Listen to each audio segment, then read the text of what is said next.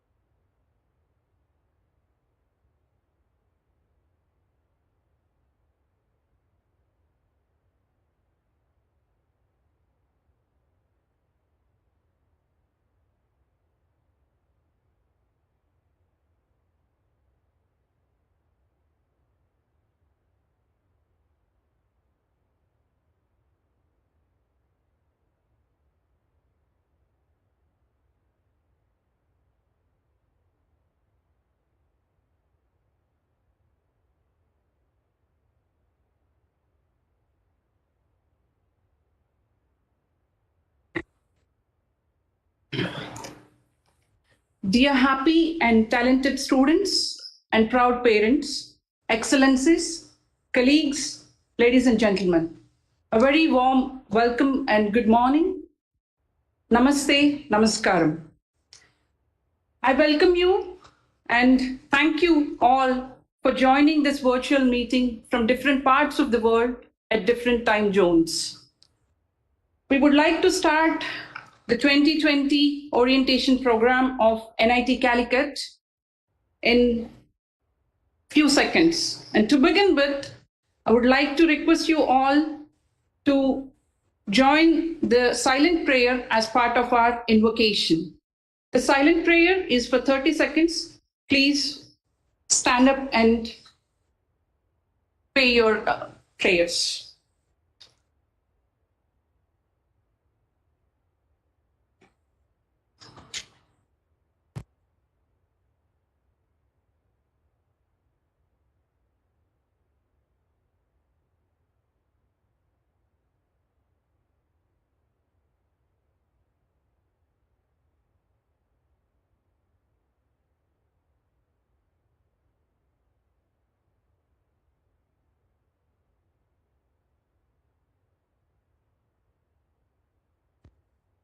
Thank you. Well, it's a never before first day of your college, and so is the case for us. We normally invite all the bubbling energy and enthusiasm in form of our new students and happy parents. But as we all know, we are experiencing an unprecedented situation with the global pandemic. However, here we are to embrace the change and welcome you virtually. 2020 is a year of shock, but 2020 is also a year of science. And we are at the right place to have your beginning. I congratulate once again. And with those words, I would also like to tell you that every one of you has earned your place here. And welcome to the family. Welcome to the intellectual adventure. I now invite Dr. Sunil Jacob John, sir, who is chairman of UG Admissions, and he is part of our Department of Mathematics. Sir, may I have your words, please? Thank you. Honorable Director in Charge, Dr. P.S. Sati Devi, other dignitaries, faculty and staff of the Institute, dear first year BTech BR students and their parents. A warm welcome to all. It is indeed a privilege for me to welcome you to the inaugural function of the BTech BR orientation program for the academic year 2020-21 of National Institute of Technology, Calicut. Dear students, this day is indeed the most cherished day in your life, as you have started a new journey whose destination is solely determined by the effort and perseverance that you put in throughout your stay in the institute. The undergraduate degree programs decide to a great extent the career direction of your life, and it is to be borne in mind that your effort during this period is critical and crucial. I hope that you would live up to the expectations of your parents and to the high levels of academic standards set by the Institute. According to famous American philosopher and poet Debashish Murtha, the purpose of education should not be to fill you with knowledge, but education should make you hungry for knowledge, and is to transfer and transform knowledge for the future generations so that they can transcend their lives and humanity as a whole. I wish you all the best in achieving this very purpose of education in general. I would like to take this opportunity to apprise you of the admission status of the undergraduate program as on today. We had admitted 1,319 BTech BArch students till now. That includes 1,229 through JE scheme, 79 through DASA scheme, 9 through ICCR scheme, and 2 through MEA welfare scheme. One thing I would like to mention regarding this year academic admission is that due to COVID pandemic, we are forced to make the entire admission process online. That was unprecedented and new to the institute as well as to the admission team. I am really thankful to my team at the admission office, faculty colleagues in the admission team, our web management team, and the decision support system team for the timely help and support to make this process hassle-free and smooth. The guidance and mentorship provided by the director and other higher authorities of the institute is thankfully acknowledged. Above all, the kind understanding of the situation by the students and their parents is mostly appreciated. Let me now move on to my duty. I take this opportunity to welcome Dr. P.S. Sati Devi, Director NIT Calicut, to this orientation program. She has always been a pillar of support for the various activities of the institute. On behalf of all, I welcome you, Madam, to this orientation program. I also welcome Lieutenant Colonel K. Pankajashan, Director NIT Calicut, to this program. Registrar of NIT Calicut to this program. We are also privileged to have Dr. Sally George, Dean Academic, Dr. Ashok S., Dean Research and Consultancy, Dr. Samir S.M., Professor and Head Department of Training and Placement, and Mr. Sijo C.V., Deputy Registrar Academic in this function. I also welcome the first year coordinator, Dr. Ashish Avasti, also to this program. I take this opportunity to welcome deans, head of various departments, sections, and centers to this function. I welcome the first year undergraduate students of the institute to this program. I also accord hearty welcome to the faculty and staff of the institute. I also extend a warm welcome to the proud parents to this function. These few words, let me wind up. Wish you all a nice day. Thank you.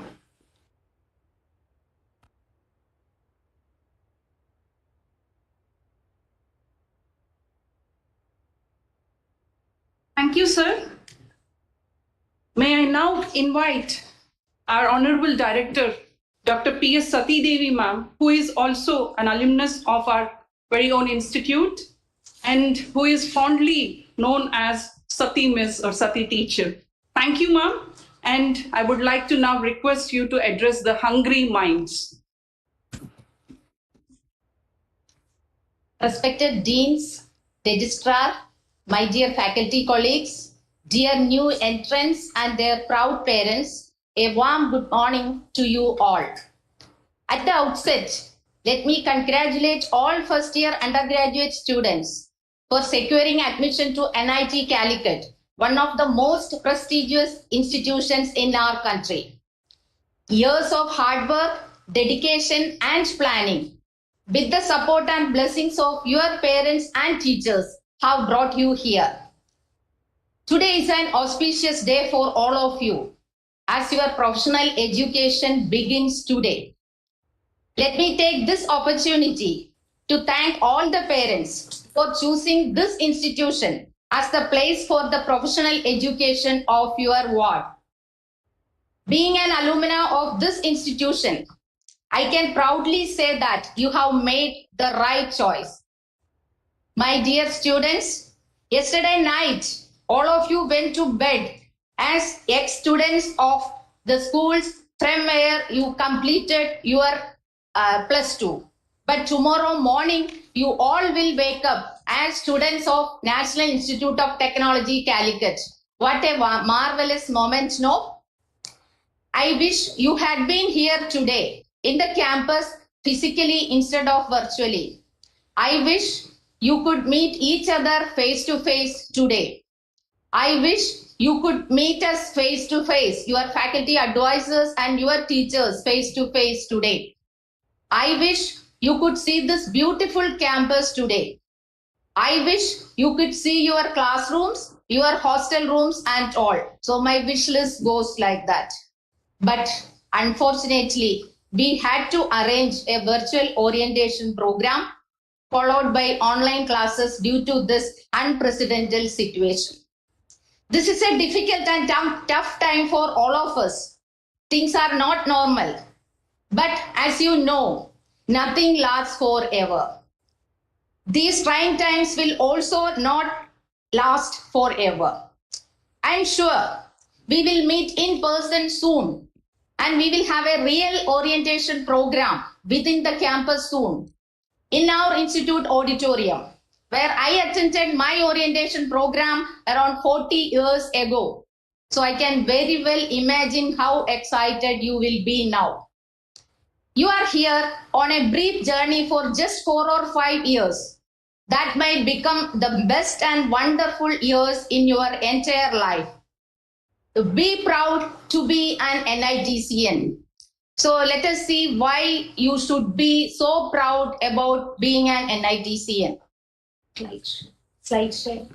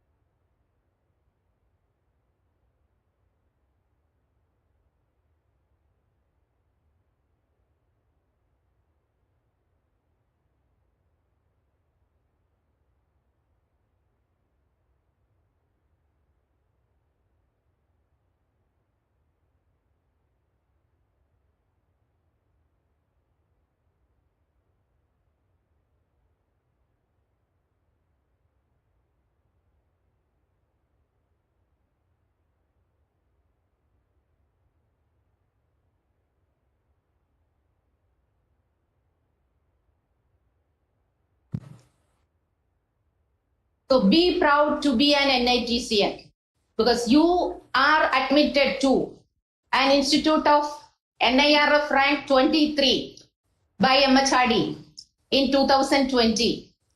And under architecture stream, the institute rank is 3 in 2020.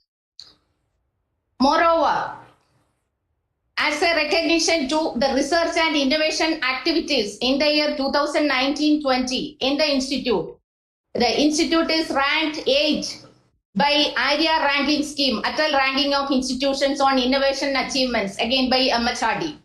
And we are the only NIT among the top 10 in the category of institutes of national importance, including IITs, NITs, then central universities and centrally funded technical institutions. And our Institute Innovation Council got a 5-star rating by MHRD's Innovation Council and AICTE for the activities during 2019-20. And Institute Innovation Council secured a score of 95.833 out of 100. And the vision of our institute is international standing of the highest caliber. So we want our students should be globally recognizable. And mission Our mission is to develop or to provide high quality technical education to each and every one of you, and to instill in you the technical and managerial skills, innovative research capabilities, and also to help you to use the technology for the progress of mankind and adapting yourselves to changing technological environment without violating the ethical values of your profession. And this institute started in the year 1961. Then it was Regional Engineering College, Calicut, and in 1961 it was affiliated to Kerala University, and in 1968 that affiliation is changed to Calicut University, and in 2002 REC is transformed into National Institute of Technology, Calicut, with a deemed to be university status. And in 2007, this institute becomes the Institute of National Importance. And NIT Calicut is located approximately 22 kilometers from Calicut city. And the campus area is approximately 300 acres. And this is a green campus. And it is fully residential. The accommodation provided for faculty, staff, and all the students. And it is well connected by road, rail, water, and air. And the institute offers academic programs in architecture and planning, science streams, engineering and technology, and management. The total number of departments and schools together is 15, and the institute runs 11 UG programs and 30 PG programs, and PhD program is run by all the departments. At present, 6,000 plus students are on roll. And for the various innovation and cultural and technical activities of the students, the institute has around more than 15 different clubs for students, and Dean Students Welfare will give you more details on the various clubs. And recently, the institute started, within the institute, a group of students started an artificial intelligence club also. And the institute has memorandum of understandings with various national and international institutions, universities, industries, and medical colleges.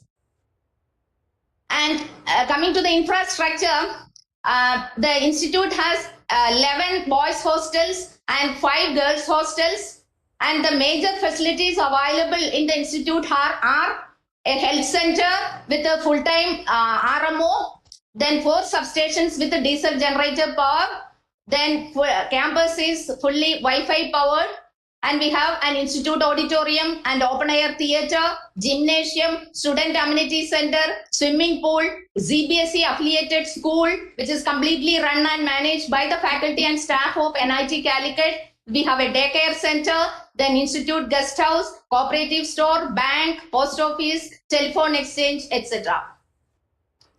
And when we see the growth of our institute, when it started in 1961 as REC Calicut, there were only 200 students and only 3 major core branches: electrical engineering, mechanical engineering, and civil engineering. Now in 2002, at the time of transformation of REC to NIT, 2,500 students were there. Now today's situation in 2020, around 6,000 students in the campus. And the academic program, 11 disciplines for undergraduate degrees in engineering plus architecture, and 30 postgraduate programs. Out of that, 24 Master of Technology programs, 1 Master of Planning program, then Master of Computer Applications, Master of Business Administration, and 3 MSc programs in Physics, Chemistry, and Mathematics. And PhD programs are offered in all the departments. And these are the various departments and schools: architecture, Department of Civil Engineering, Chemical Engineering, Computer Science and Engineering, Electronics and Communication Engineering, Electrical Engineering, Mechanical Engineering, then Mathematics, Physics and Chemistry departments. And we have a separate Department of Training and Placement, and then Department of Physical Education, and 3 schools: School of Biotechnology, School of Material Science and Engineering, and School of Management Studies. The governance structure of NIT Calicut. The visitor of the institute is His Excellency, the President of India. And we are funded and completely monitored by Ministry of Human Resources Development, presently Ministry of Education. And NIT Council consists of the directors of all the 31 NITs and also the members from the ministry. And Board of Governors is there for each NIT, and each BOG has a chairman and the member representatives from the ministry and from the industries and also from the institute. And director, the head of the institution, and under that various departments, schools, sections, and then Senate is the highest academic body, the syllabus revision, then say all academic activities, and finally the exam dates, announcement, then degree awarding, that recommendation all will be done by the honorable members of the Senate. Then building and works committees and various selection committees are also will be coming, the chairman will be director. And coming to the faculty strength, we have sanctioned faculty strength is 483 and on roll 274 faculty members are there, permanent faculty members, and the additional requirement is met by the contract faculty members.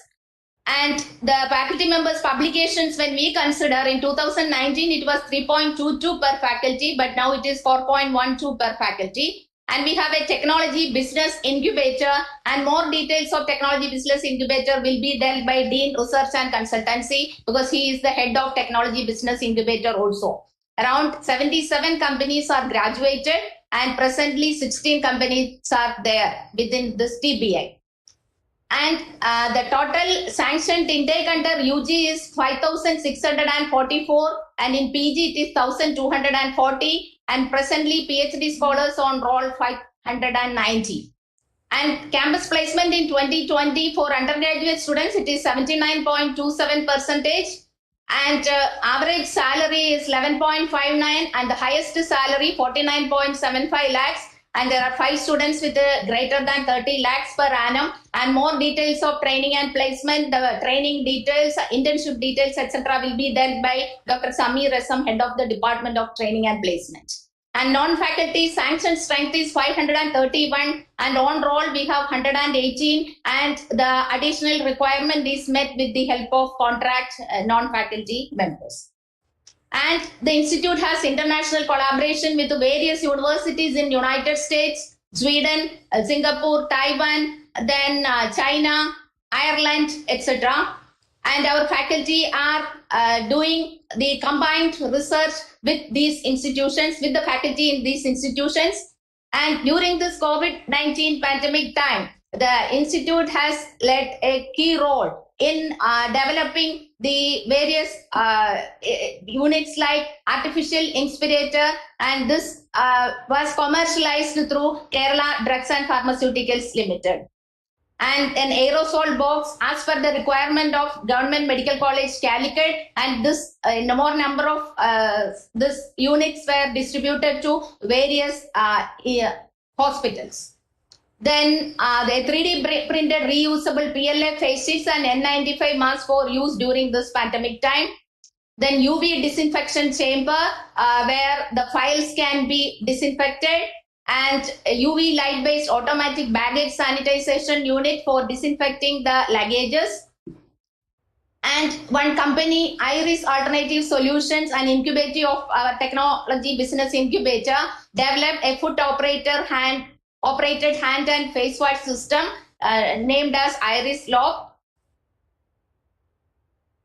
Then coming to the co-curricular and extracurricular activities, our annual Techno Management Festival Tattwa was organized during October 18 to 20. And one of the star attractions of this event was Mitra, the first humanoid robot, and who greeted the audience. And more details of Tattwa and the workshop details, etc. will be done by Dean Students Welfare today itself. And the various other say competitions like Robo Wars, that was also a main attraction of Tattwa. Then our annual cultural festival Ragam. Usually we conduct Ragam during the month of March, But this year we conducted it earlier in January itself, and these are some of the visuals of Ragam. And annual sports festival this year, it was conducted on January 29, 2020. And our student teams won in various competitions in the inter-NIT competitions and also the competitions conducted by various technical universities. And coming to the physical infrastructure, our library will be soon shifted to its new premises, and a mega hostel of 1,500 seated capacity will be inaugurated soon, next month itself, and various student facilities in front of the hostels which were constructed during this pandemic time, like outdoor gymnasium, then volleyball court, then basketball court, etc. This is just outside the various hostels. Then, so about academics, various rules, then curriculum, then the minimum requirement to move to higher semesters, etc. will be dealt by Dean Academics, and the research activities of faculty and students will be dealt by Dean Research and Consultancy, then placement by Head of the Department of Training and Placement, student activities by Dean Students Welfare, hostel facilities by Chief Warden, and library facilities by Chairman Library. And we have a very strong alumni network, more than 30,000 alumni around the globe, and the alumni are always interested to give back to the institute. And this year, we had signed a memorandum of understanding between NIT Calicut and NIT Calicut Alumni Association. And the two major projects which were, sponsored by NIT Calicut alumni, one is Creative Zone and other one gazebo in front of the canteen. And alumni also conduct distinguished alumni lecture series, then a mentoring program by the USA alumni chapter since 2018, and the one alumnus from 1967-72 civil engineering batch, Sri Sivaramakrishna Iyer, has instituted a scholarship known as SILA scholarship. And this year, during this orientation program, that scholarship will be issued to the students of the top students in civil engineering branch of first year, second year, and third year. Then one alumni batch 93-97 ECE batch sponsored laptops to 100 needy students during this pandemic time to attend online classes, and an online English course for housewives by alumni of 2019 graduated MTech Industrial Engineering program. It was conducted successfully, and the registration fees was donated to the Chief Minister's Distress Relief Fund. And this 2019 UPS examination was a very, our 9 alumni got that All India rank less than 500. So the Institute sincerely appreciate and congratulate all our alumni for this great achievement. And our convocation, Institute convocation was held on November 28, that means just 2 weeks before, and total 1,491 students have been awarded the degrees, and degrees under various categories are given. And during this convocation, our chief guest was Dr. E. Sridharan, Padma Vibhushan awardee, and who is popularly known as our Metro Man. So Dr. E. Sridharan urged the fresh graduates to cultivate the values of punctuality, integrity, professional competence, and social commitment. He also added, your professional success will not be measured in terms of the high positions you occupy, nor the compensation packages you get, nor indeed the wealth you create for yourself. Your professional success will be measured by what changes you are able to make to improve the standard and quality of life of your fellow citizens. So engineering is like any other profession. Say doctors make our life healthier and more comfortable. Lawyers make our life more peaceful, safe, and comfortable. Well, engineers' duty is to make the life of human beings more easy, enjoyable, and comfortable. So all of you know that now we are living in a highly or rapidly changing technology. The technology growth, if you just look back 10 years before, say in 2010, many technologies now available and which all of you have taken for granted were not available in 2010. For example, say the cabs, Uber, Ola, etc. were not available previously. Then the social media like Facebook, WhatsApp, Instagram, Twitter, etc., which you have taken as granted. Then this mobile phone, Nokia 1100. Now we have i12, that picture is of i12, iPhone 12 and smartphone. Then you need not require cash or cards for paying. You can use your mobile for any payments using Google Pay, Phone Pay, etc. Then the e-commerce like Flipkart, Amazon, and recently I read that this Amazon now covers all 100% pin codes in India. They are able to reach all locations. Then driverless cars, then Kindle e-reader. You need not have to buy books. You can use Kindle. You can store any number of books in that. Then this virtual reality, augmented reality. So all of you might have played this Pokemon Go video game. It is augmented reality based video game.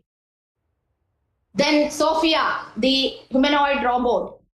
Now the Saudi Arabia has granted citizen to Sophia, and you can see her family also. Now they can they have this voting privilege also for her family. Drones. This is not only for just taking the images. Now in future, drones will be your delivery men. Then in genetic engineering, lot of research is going on. The lab modified genes are now possible. So the genes can be modified in the labs and you can have your son or daughter as you wish by modifying the genes.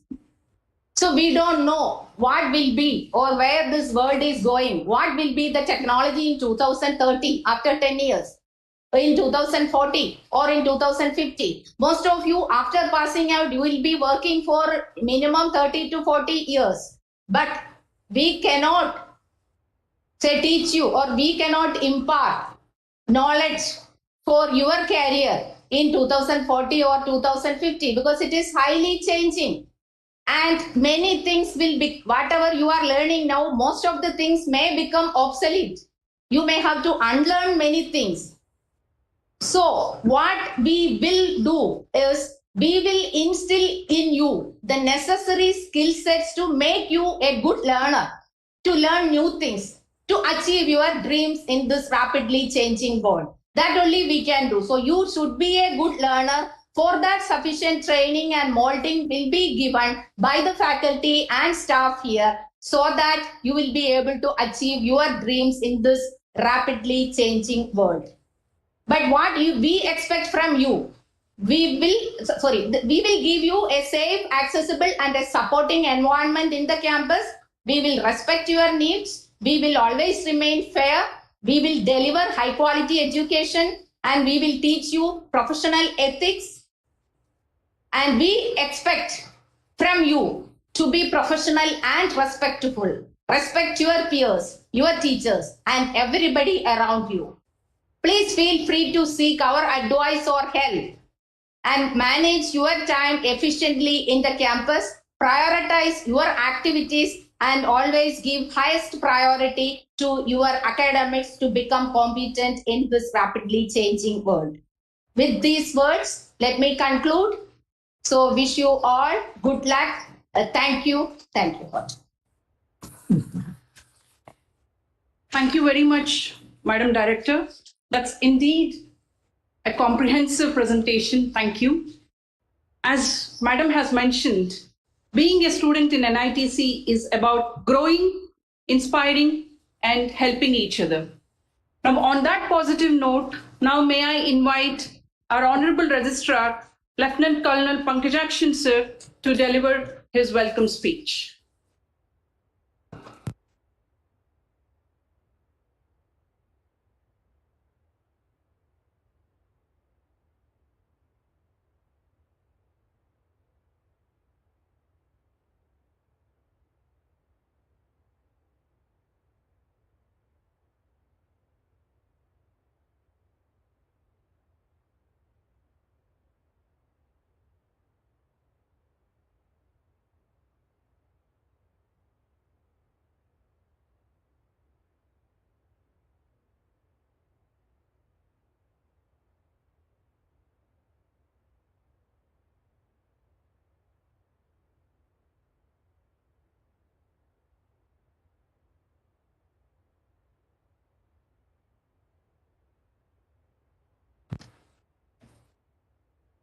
Hello everyone, very good morning to all of you. Hope you all are fine. First of all, let me congratulate all of you for achieving success in getting admission in this prestigious institute, NIT Calicut. I also thankful to all your parents who spoiled their nights and time for making you become the NITian. So I request all of you to give a big applause to your parents. Most of your parents and relatives must be listening to this. You're all anxiously waiting for this moment. I know you have struggled and you, with the support of your parents, you are coming into a right place where NIT Calicut is one of the best institutes in this country. Some of you may not be satisfied because you must be trying for IIT or some other college or some other branches what you wish. But whatever it is your effort from here onwards what you are going to do. That will make you an individual of respectable nature. This institute, our Honorable Director already informed you everything about this institute. Further, each deans, they will be telling you about all this institute. Let me come to my introduction to all of you. I am Lieutenant Colonel Pangidakshan. I am the registrar of this institute for last 4 years. I've been interacting with the students very closely in the sports arena and other activities and the individual development apart from my administrative duties. Many students, 3 of them got into Navy, Army during my period. And I have introduced with my effort NCC here. So all of you, I request once you join here, once you come into the campus, you should join either NCC or should develop some quality in your sports arena. This is very, very much important. Education is development, not only for your educational aspect, overall development. What we all want you to be a good personality once you come out from this institute. In professional manner, your technical knowledge, all your personality development. Here all efficient people are there, all our deans and faculties. Moreover, we got very young faculties, those who are waiting to teach you here. Recently, we got selected 42 of them, and blood and lot of knowledge. They have got a very good exposure. You are like rather than the previous batches, you will be getting very good knowledge from your young faculties here, apart from the senior faculties, of course. So please utilize this. So NIT Calicut, you all will be anxious to see that, but unfortunately, because of this COVID situation, you are not able to come to the campus. But we are sure that very soon you will be able to come and join with us and enjoy this campus.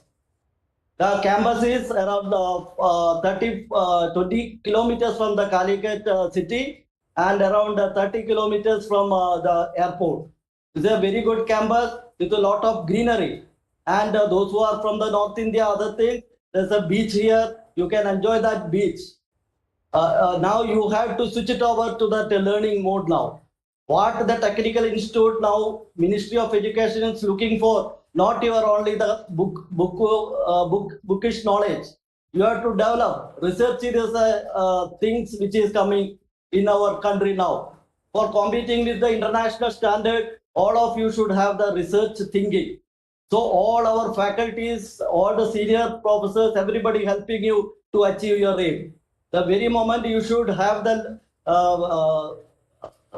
mind for learning, not for only that part is over.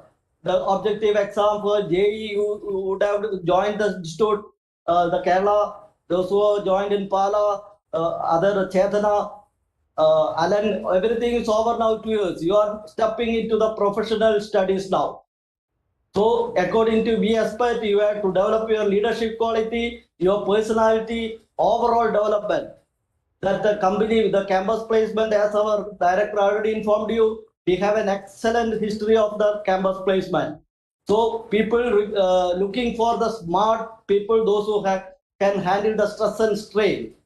And of course, another fact I have seen for the previous years, some of the students, those who are from the remote places, some may not be in very good in communication, and they feel very, very because of the peer group, you may feel sometimes you are not able to speak. Don't worry, there is a spoken English separate classes are available here. You can develop the personality. This is only you are just entering. Once you, after 1.5 years, you yourself will realize where you are standing now. Now you all will be looking forward to your parents' help. After 1 year, the parents will be looking for you where you are. So that is the situation. But some of them may be taking the right path. Some of them may deviate from whatever they want. So don't get into that group. So many avenues are available in the professional clothes, like many other problem, drinking, all those things. Please get away from that. It is your life, your personality. You are the one to, you are selected for doing your duties for this country. So please get into that line. And I wish all of you are very good, knowledge-wise. Your upbringing must be good. That's why you're all here. So please develop your qualities, leadership, all your area, your health, everything here once you join here. We are all looking forward to see you all, meet you all. And the parents, anytime you wanted to come to the campus, please do come, visit our facilities available here. Any problem, all your faculty advisors are there. You can be contacted. They will guide you correctly. We are assuring your children are at the right place. They will do well here. And with this, I once again congratulate all of you, and my best wishes to all of you. Thank you. Thank you very much, sir. That is indeed inspiring, and you're guiding us. Thank you. Like sir has mentioned, we are a beautiful campus with lush green. It is a bright day for those who are unable to join us from the campus. May I now invite Dr. Sally George, Dean Academic, to give you more insight about the academic program and a glimpse of our rules and regulations. Over to you, ma'am. Thank you, ma'am.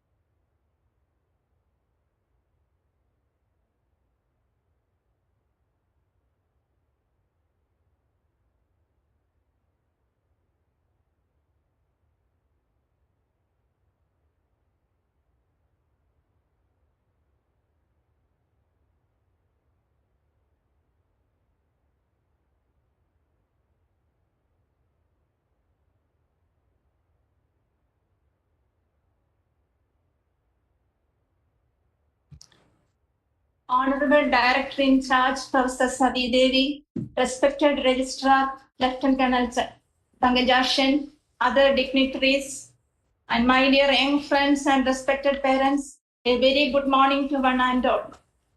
Though you are not able to come to the campus physically, I am sure you all are mentally in this Calicut, in this beautiful campus now, because it was your dream for the last few years. You worked hard, prayed for it, and now finally it is materialized with the blessings of your parents, teachers, and many others. Now, on behalf of the entire academic section, Associate Deans Dr. T.K. Sindhu and Dr. Jekho CV, and my own behalf, I welcome you to all to this vibrant, dynamic campus. I must say, as our registrar and director in charge has told, you have taken a right choice for your higher studies. And I know you have come through a tough competitive exam during this pandemic period. So be confident you will be able to perform well and survive in any situation. I appreciate your parents for their tremendous support, commitment, and sacrifices which help you to achieve your goal.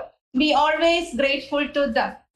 So you are all from different parts of the country and various parts of the world with a different cultural background, different language, and of course with the various talents. So as director has told, from today onwards, you will have a common tag NITCN. Be always proud of it. Normally, we have 2 weeks long orientation program for the freshers. This time, due to this situation, we plan for 2 days program at the institute level and today and tomorrow and at the department level on 15th December. Also, few of our alumni have agreed to share their experience inside the campus and outside the campus. We are planning to have a series of such interaction during the next few months with other alumni also. We hope it will definitely helpful you to modulate yourself for the fruitful future.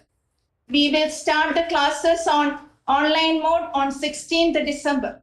We have a cloud-based content delivery and evaluation software system named Shiksha Kaushal. More details regarding this will be given during your departmental orientation. Now, let me discharge my duty to detail the academic rules and regulations.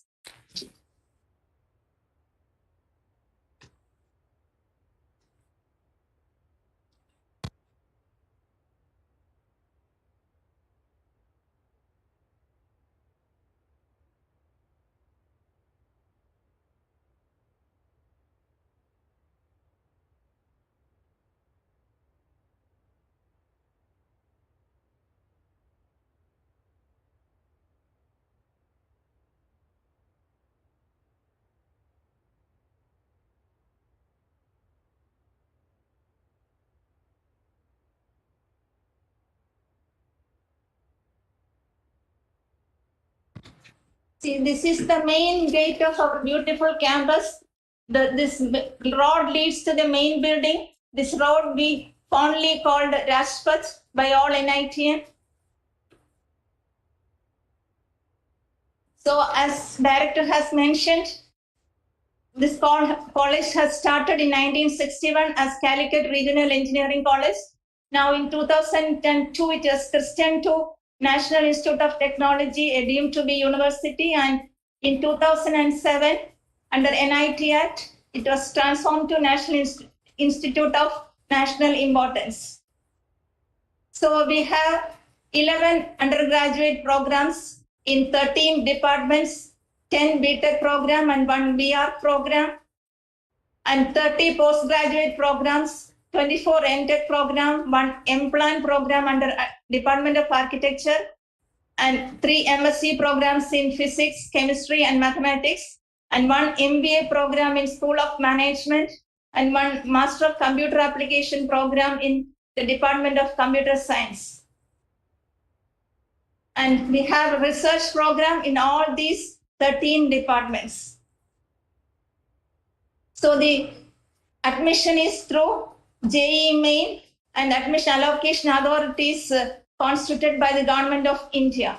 And 50% of the seats are reserved for candidates from Kerala and 50% seats for other states. And the admission is reserved for students from other nationals through the Indian Culture Council Cultural Research Program, and for the children of employees in External Affairs, Ministry of External Affairs, and Study in India program. So this year, 2020, the admission details for various departments and branches are shown here. And architecture and planning, this time 68 students have joined. And now I shall explain the pattern of the UG program. We follow credit system. Credit of a course depends on the number of lecture hours for a subject in 1 week. If mathematics subject is offered in 3 weeks, say 3 hours per week, then that subject is having 3 credits. If another subject is offered in 4 hours per week, then that subject is said to be having 4 credits.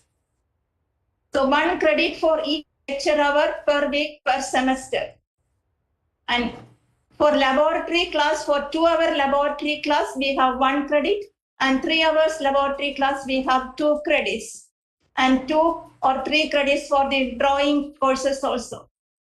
Then design, seminar, thesis, project courses are also there, and appropriate credits are decided by the department.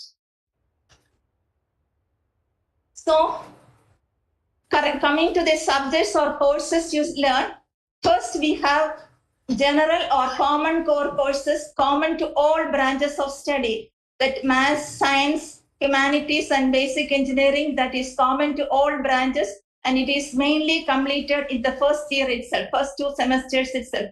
Then core courses of the department that introduces the foundation of the respective branch of study. And elective courses, students can opt according to their interest and passion, the departmental electives or open electives from other departments also. Then the professional practice like seminar, project, and industrial training. After the 5th semester or after completing 3rd year, you are allowed to go for industrial training during the vacation period. Approximately under normal situation, you get about 3 months for the vacation. During that period, you can utilize for industrial training. Then we also want you be good human being. You should be physically fit, mentally fit, etc. So we have introduced environmental studies, physical education, value education, and national service skill. So the different courses and the number of courses and credits. Mathematics, you have 4 compulsory mathematics courses having credits 3 each, as 12 credits total. Then basic sciences for 5 courses and 10 credits. Humanities, basic engineering, professional core, open elective, departmental elective, and other courses, and total 58 courses and 160 credits for BTech curriculum. So this chart shows the professional course about 35 to 55%. That depends on the department. Then open elective 3 to 8%, department elective 10 to 15%, other courses 3 to 5%, mathematics 5 to 10%, sciences, basic engineering, and humanities. So the minimum credit to be earned for completion of BTech program is 160. The 6 credit on and under the category OT, it's only pass-fail course and no credits are included. Then for the BR program, we have total 65 courses. It is a 5-year program and there are 210 credits for that. The subjects are mathematics, science, humanities, that is common, basic engineering, professional core, departmental electives, and other courses. So professional core about 75%, open elective 3, department elective 6%, other courses 6%, mathematics 1.5%, humanities 1.5%, science 1.5%, basic engineering 5%, and total 210 credits. Then the pattern of the UG program, as I told you, BTech, we have 160 credits, and BArch is 5-year course, 210 credits, and a student has to earn total CGPA of 4 or above for the successful completion of the degree. CGPA is cumulative grade point average, that I will explain in detail. So the curriculum and syllabi for the courses are approved by the Institute Senate, and we continuously improve the curriculum and syllabi so as to include the latest trends in the area. For BTech, we have 4 years, and BArch, we need 5 years, and the medium of instruction is English.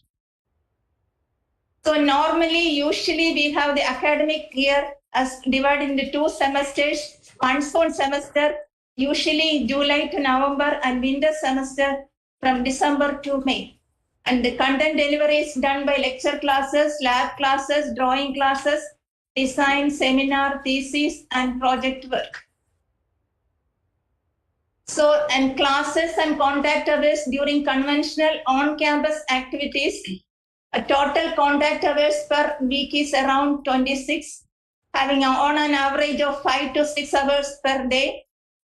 Classes are from 8 a.m. to 6 p.m.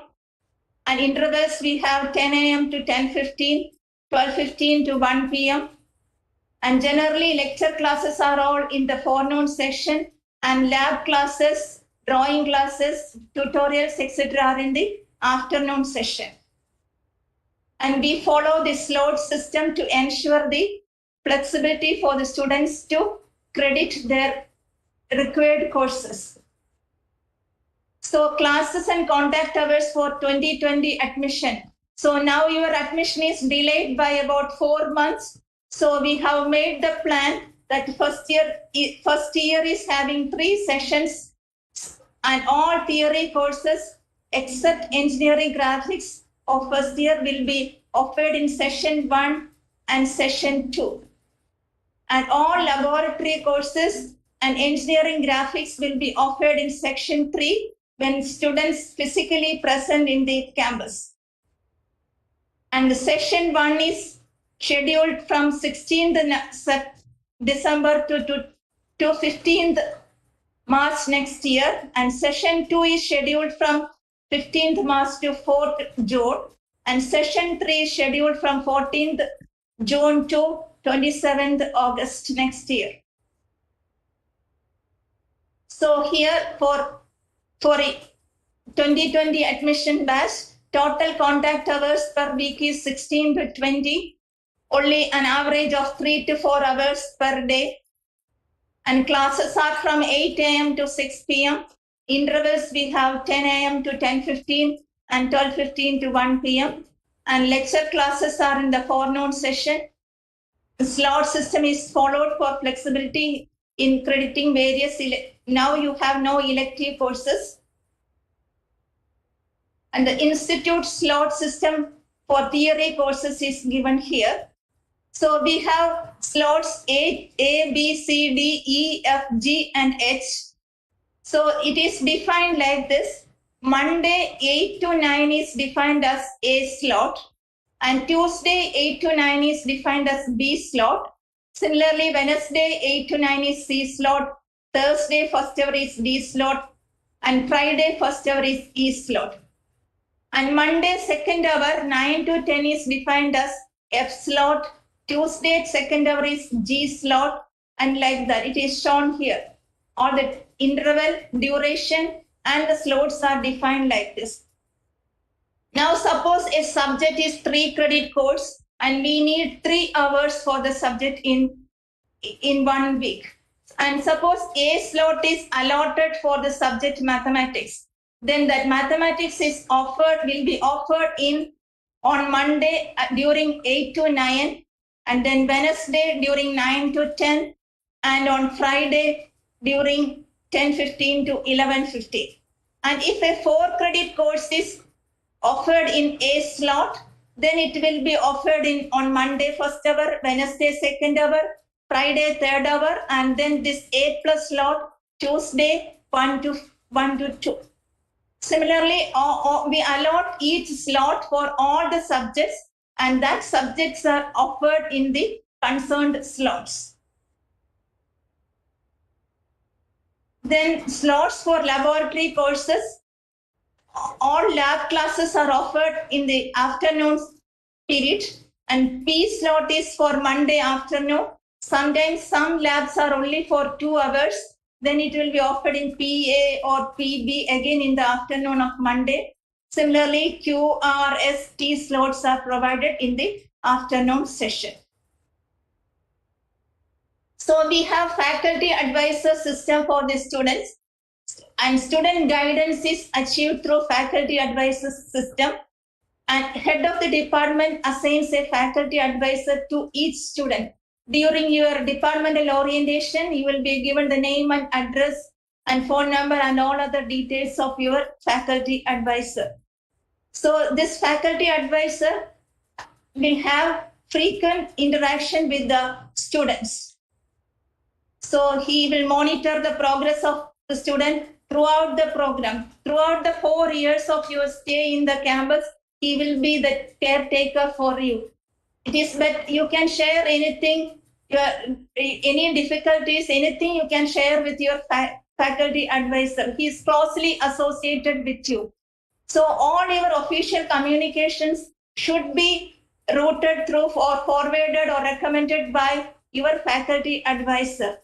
So you can approach him for all your issues, whether it is financial problem, mental or physical, psychological, any problem, you discuss with your faculty advisor. You can consider him as your friend, guide, and philosopher.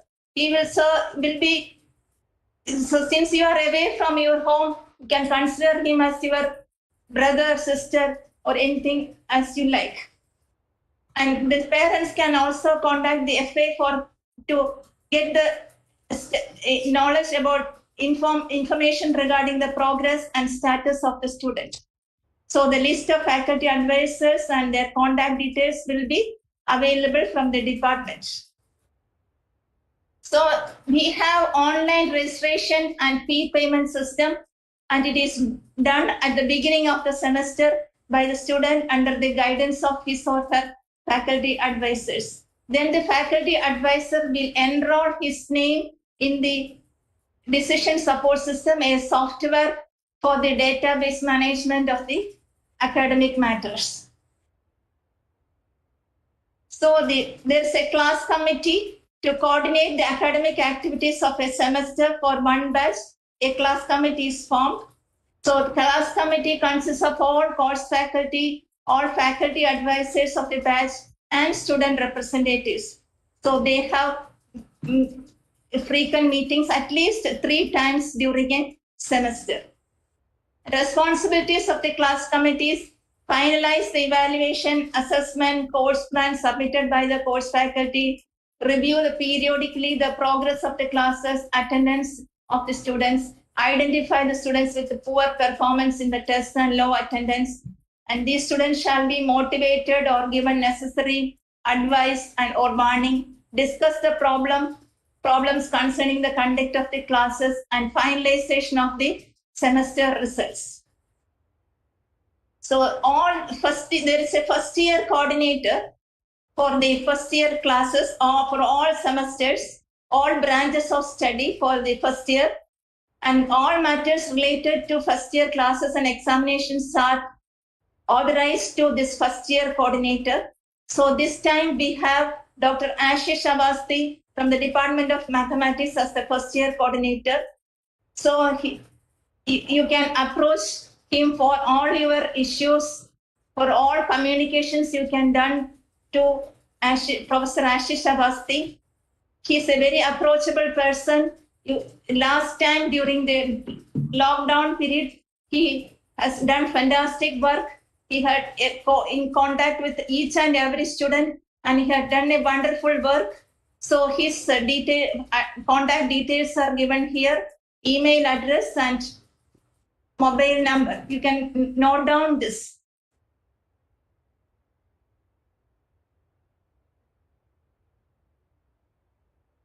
So as an incentive for the excellent academic performance in the first 2 semesters, we give a branch change for students who are interested. And this time will be done through the score obtained in a common test conducted at the end of the first year. So there is certain conditions are there for branch change. CGPA of not less than 9.0 in the combined first and second semester. The maximum number of inward transfer allowed to a branch is only 2, and maximum number of outward transfers from a branch is also 2. And eligible students shall apply through FA on issue of notification, and final list will be published by the academic section. So ordinance and regulations will be available in this website, and hard copy of the same will be distributed to you once you physically present in the campus. So regarding the attendance, we expect 100% attendance for you, but for the genuine reasons, you can take few days leave, not less than but attendance not less than 80% is required mandatory for writing the end semester examination. And attendance is calculated from the very first instructional day. And details of all the students who have attendance less than 80% in a course will be announced by the course faculty on the last instructional day itself in the class. So we will be awarded attendance score 90% and above. We give H score for attendance percentage between 80 and 90. The code is N, and those who have less than 80% attendance, the code is L, and they are not permitted to write the end semester exam. And the relaxation is also provided for attendance. About 5% relaxation is provided for taking part in the cultural festival Tattva and Tyagam and technical festival Tattva of the institute. Also, you are also permitted to go to other institutes for paper presentations, attending conferences, workshops, etc. For that condition also, about 5% attendance relaxation can be given. For taking part in sports and games activities inside the institute and outside the institute, also 5% attendance relaxation is given. And placement, internship, selection process, attending interviews, etc. Also some relaxation is given, all through the recommendation of your faculty advisor. And medical leave you can avail by the request application supported by the medical certificate from a registered medical officer that should be endorsed by our institute medical officer and recommendation of HFA and head of the department. So minimum requirement to continue the BTech program as per the present curriculum, a student admitted to BTech program in the first semester shall become eligible for registration to third semester only after earning 15 credits, to the fifth semester only after earning 40 credits, and to the seventh semester only after crediting all first level courses and earning 65 credits. And minimum requirement to continue the BR program is to the third semester after earning 15 credits, to the fifth semester only after earning 40 credits, seventh semester only after earning all first level courses and earning 70 credits, ninth semester only after crediting all first and second level courses, that is first year and second year courses, and earning 90 credits. When a student fails to satisfy the above mentioned stipulations at any stage, he or she has to discontinue the program and leave the campus. So the assessment procedure consists of tests, assignments, tutorials, presentations, course projects, reports, quizzes, etc. And the weightage of the marks for each item shall be decided by the course faculty. So for this 2020 admission, the session, I told you it is in 3 sessions for the first year. Session 1, we have continuous evaluation for 30 marks will be completed by 15th of January 2021. And continuous evaluation for 60 marks will be completed by 8th February 2021. And continuous evaluation for 80% marks will be completed by 26th February 2021. End semester evaluation for 20 marks will be completed by 5th March 2021. And for session 2 and session 3, this plan will be announced later. Then for the evaluation of higher semesters, usually we have test 1 and test 2, and 50% of the continuous assessment will be completed for the test 1, test 2, and 10 to 20% for the assignments and tutorials, and 50% marks for the end semester examination. And end semester laboratory examination is decided by the faculty and the class committee. And drawing class also, the split up is 30% marks for exercises, 20% marks for actors, and 50% marks for the end semester examination. And methods of grading. Faculty will return the evaluated assignments, tutorials, test papers, etc. in reasonable time after the respective test, examination, and submission. Then the course faculty or coordinators shall publish the total marks of the continuous assessment for all the students registered for the course by the last instructional day. And the internal assessment marks and end semester exam marks will be viewed in this link. So the assessment grades are like this. So depending upon the total mark you earned for your continuous assessment and end semester examination, if you have S grade will be awarded. If you come to the top 10%, then your grade point is 10. If the grade is A, then the point is 9, B 8, C 7, D 6, and E 5. And if you get F grade, then that indicates failure and 0 grade point. W indicates again 0 failure due to want of attendance. Those who have less than 80% attendance, their grade will be W. I indicates again 0. It indicates the incomplete evaluation, and when the evaluation is completed, grade will be awarded later. So the semester grade point average SGP is calculated as sum of the credits for each subject and the grade points required for that subject. Similarly, for all sum of all the subjects in the current semester divided by total credits registered in that particular semester. Cumulative grade point average is the CGP is the sum of this factor, credits into grade point average required for each subject in all the semesters divided by cumulative credits registered for all semesters. So for the final division is CGPA 8 and above, you will be placed in first class with distinction. CGPA 6.5 but less than 8 will be placed in first class. CGPA 5 and above but less than 6.5, you will be placed in second class. CGPA between 4 and 5 will be placed in third class.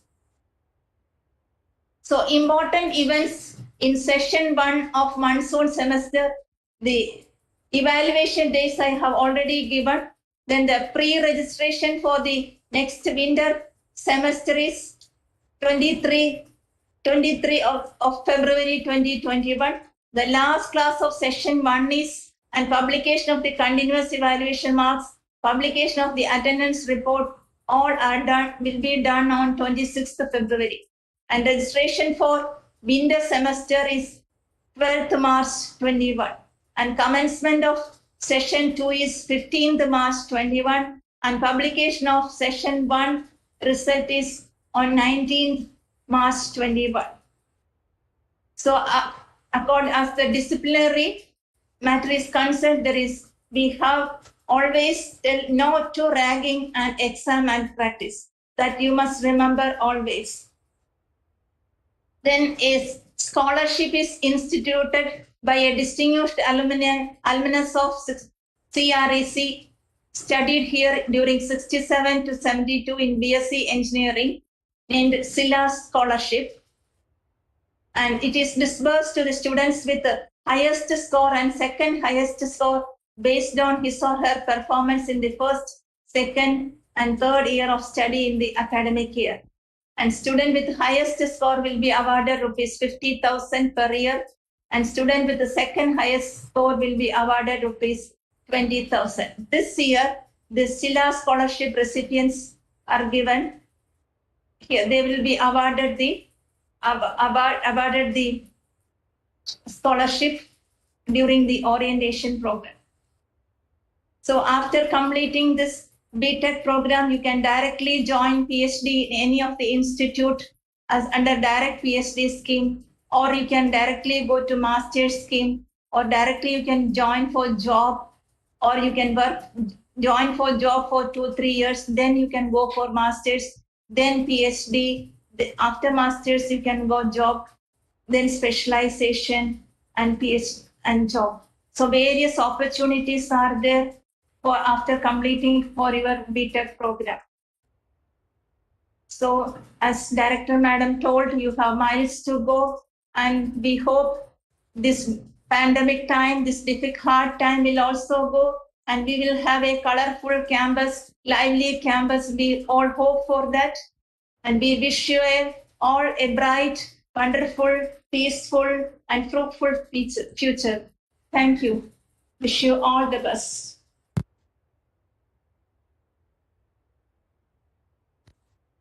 Thank you for the exhaustive presentation, Madam Dean. It is indeed sad, and we are partially unhappy, and we, as Madam Director has mentioned, we truly miss to see you here in the campus. But like they say, there is a positive side to this as well. For instance, this presentation, which is the most important presentation of the day, you can actually visit it when it is uploaded to the YouTube, and you can always refer it to it at different stages of your time in NITC. So similarly, we have that added advantage with all the online classes that would be offered to you, because we do understand that it is, all the network difficulties and technical issues are unavoidable. So in all those circumstances, it indeed will give you an opportunity to watch or visit your recorded lectures from the LMS, as ma'am has already mentioned. We also would like to now tell you one of the things that we are extremely proud and privileged is, as you know, 2020 is, of course, a year of pain and sacrifices of millions of frontline workers. 2020 for NITC is also a year of innovation and compassion. As we have already mentioned, our team, under extremely motivated and inspiring heads and supporting staff, faculty, and of course, our most valuable stakeholders, students, have worked on various research innovation that would help the challenging circumstances and also aid all the medical workers and treatment procedures. With that note, I would like to now take your attention to the recorded version of the welcome address by our Honorable Dean, Research and Consultancy. Thank you for tuning to us. Good morning to all. Namaste. Welcome all my friends to this prestigious institute, NIT Calicut. As Dean Research and Consultancy, I would like to share few details of research, innovation and incubation at NIT Calicut. My two associates with me, Dr. Arun, Associate Dean Research and Consultancy, and Ms. Preeti, Chief Executive Officer, Technology Business Incubator, NIT Calicut.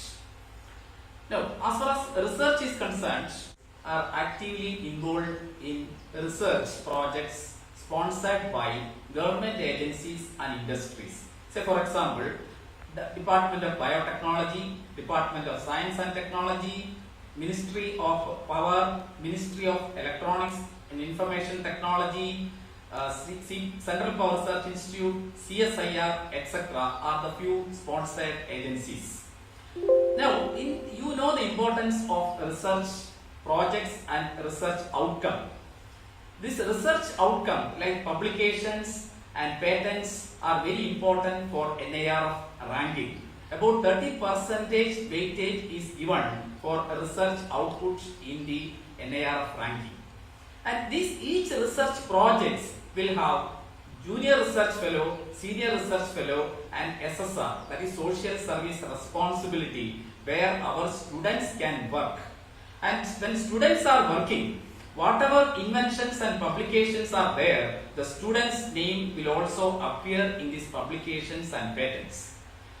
Now, if you come to the consultancy, our faculty members are experts in various fields of engineering, science and management. So industries want their expertise through consultancy and testing projects. So our faculty members have a large number of consultancy projects, and in these consultancy projects, so we can say that the agencies are National Highway Authority, electricity boards, utility companies, IOCL, Cochin refineries, like that.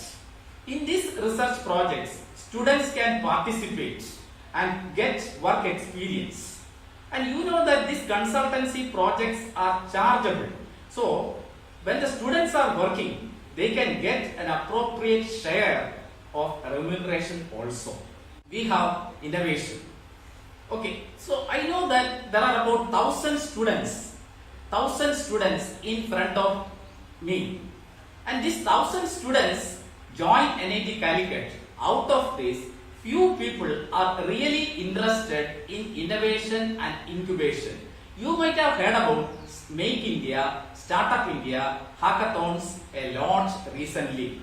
I am sure that few students are really interested in innovation and incubation and later a startup company.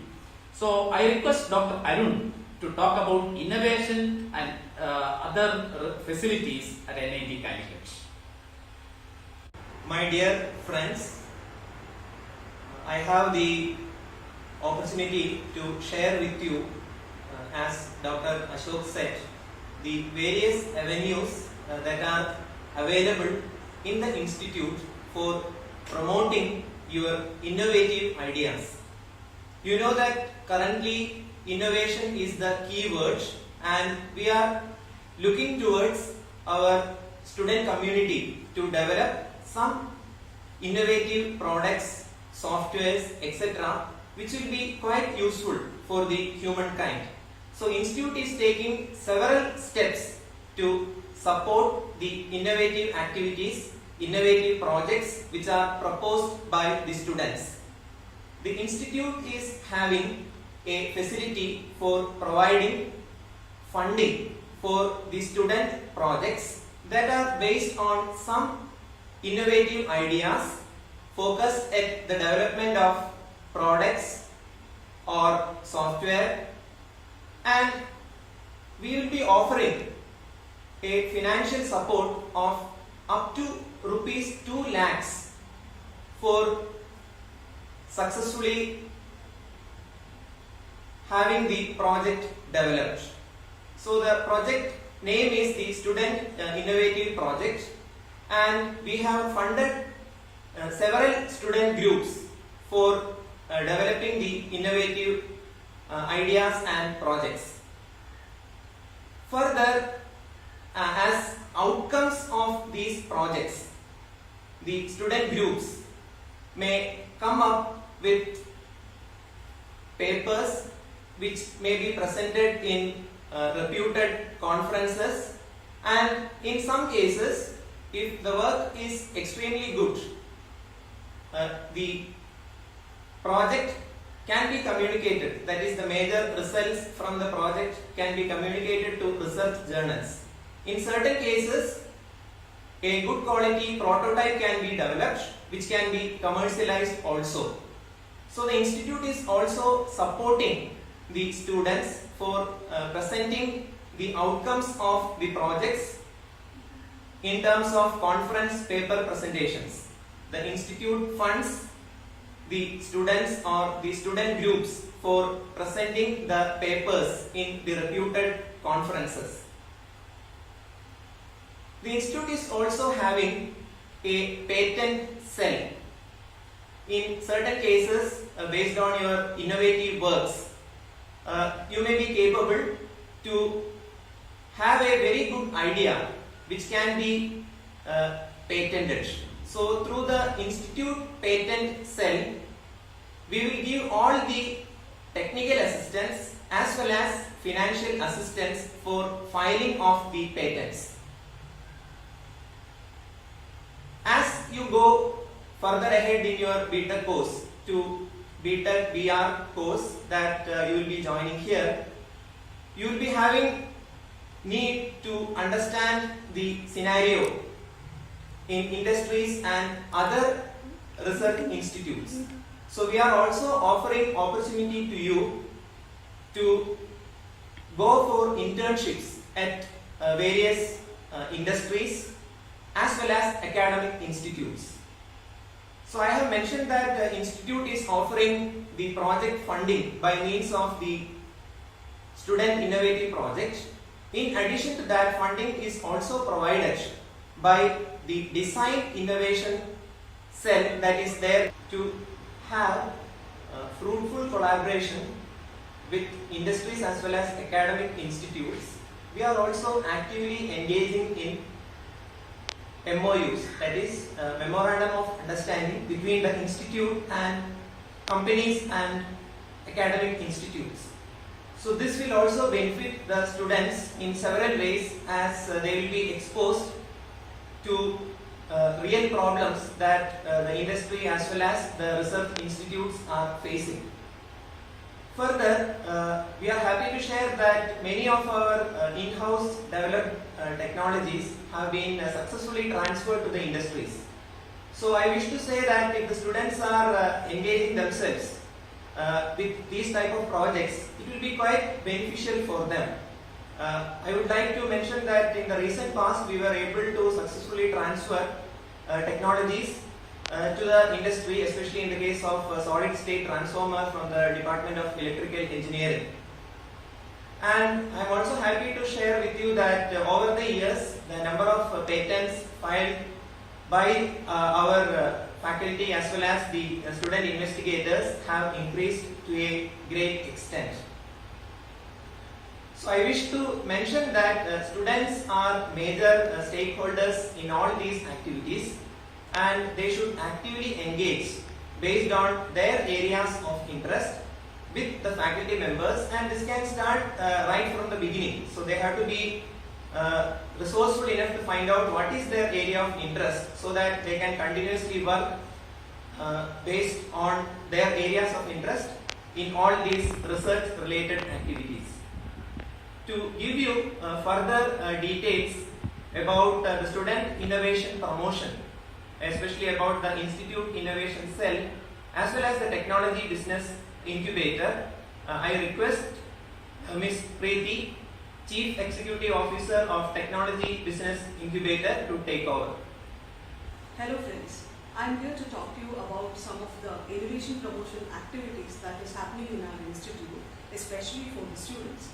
We have a very vibrant student innovation promotion that is happening in NIT Calicut. We have various activities and various cells that is working towards the student innovation promotion. We have an Institute Innovation Council which is formed by the MHRD under the MHRD's Innovation Council, which is actually helping the students in promoting their innovative ideas into a prototype and then for commercialization. We have Innovation and Entrepreneurship Development Cell, which is formed by the Kerala Startup Mission, which is again working along with the students to have creative and innovative product. We do conduct a lot of entrepreneurship awareness camps wherein the students are having opportunities to interact with successful entrepreneurs from the industry and to go to the industry and see what is happening in the industry. We have been conducting Interface, which is a pitching event, idea pitching event for the past many years, wherein we have student participation in a very good manner.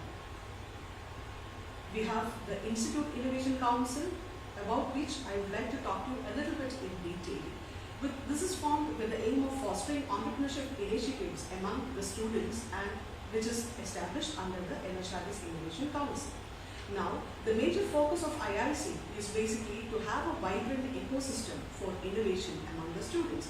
We do conduct a lot of training programs under Institute Innovation Council, different hackathons and the prototype development competitions, which are taken to the next level. At the national level, these are evaluated and the best in the prototype developments are supported by the MHRD.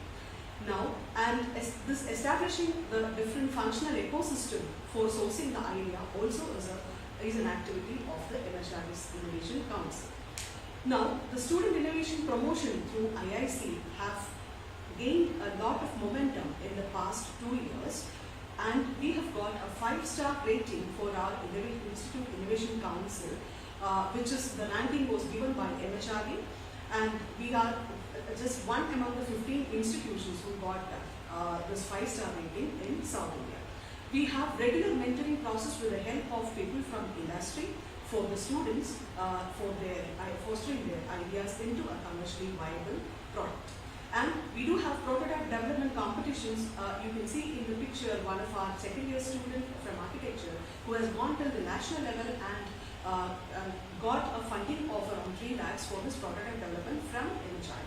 And we do conduct a lot of design thinking programs, design thinking workshops wherein you get a hands-on experience in developing your prototype from your ideas. We have a good ecosystem that we have created in the institute for mentoring the student entrepreneurs for becoming a successful, coming up with a successful startup.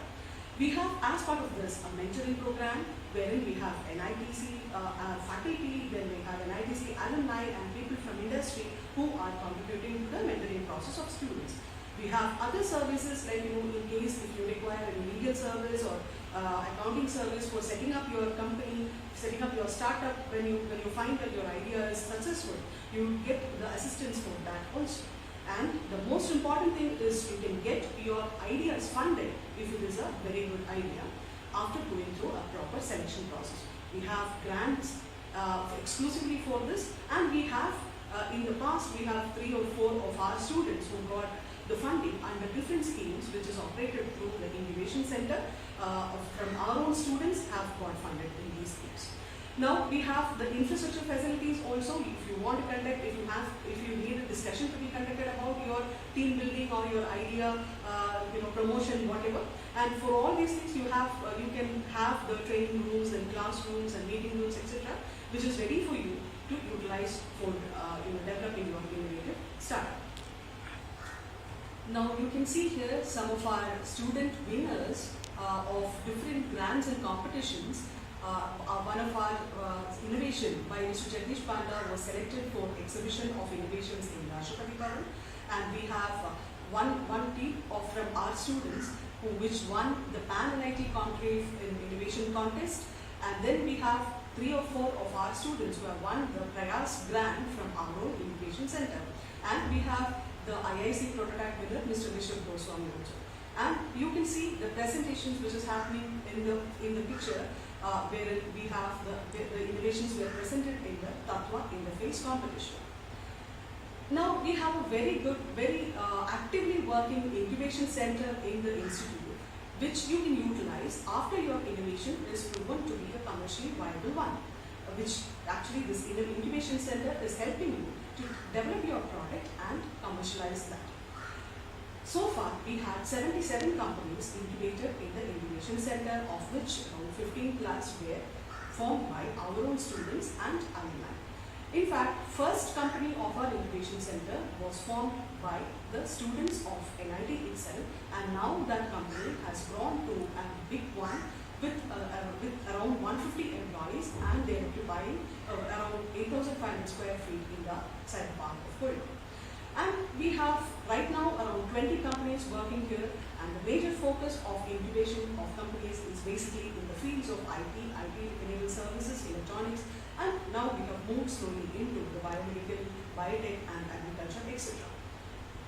You can see here some of our good success stories of the incubation center here. We have 3 to 4 companies which are having more than 100 employees right now, and we have around 15 companies of our incubation center having more than 1 crore turnover as per the status of last year. These are some of the figures of our successful companies presenting themselves in various forums. We expect at least a few of you to come forward and develop your innovations and come to this kind of a level after maybe along with your studies here. So welcome to this innovation ecosystem of NIT. Thank you.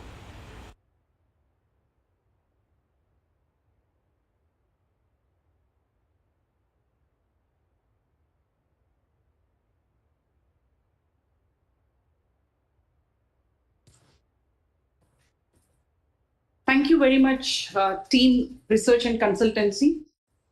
I hope it gave you a brief insight about the startup ecosystem and also the importance of innovation and research that is prioritized and inculcated in NIT, National Institute of Technology, Calicut.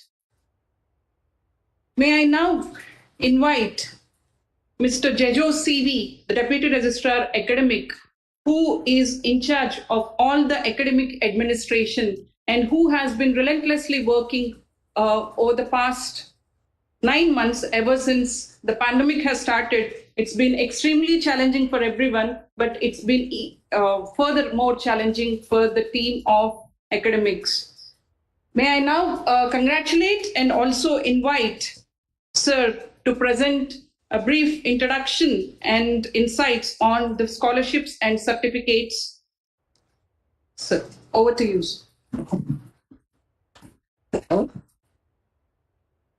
Respected Director in Charge, Registrar, Deans, Professors, and my dear students.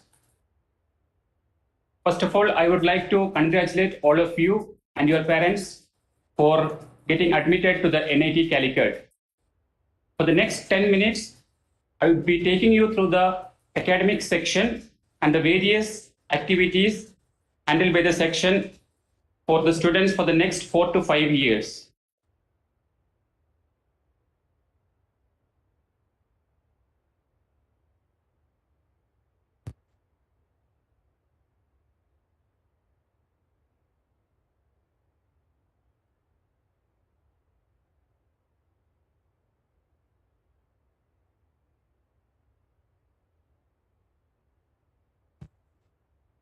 Okay, my name is Jijo CV. I am Deputy Registrar Academic.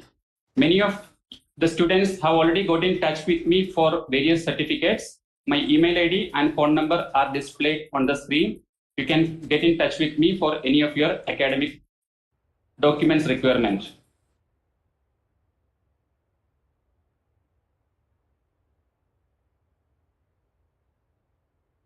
The academic section is basically responsible for demand and collection of tuition fees and miscellaneous fees. It also processes and disburses the central sector, state sector, other scholarships coming to the institute. We are also responsible for issue of the following certificates like bona fide certificates, fee structure which are required for the scholarship purpose and required for getting loan from the banks. The other certificates issued by the section are displayed on the screen.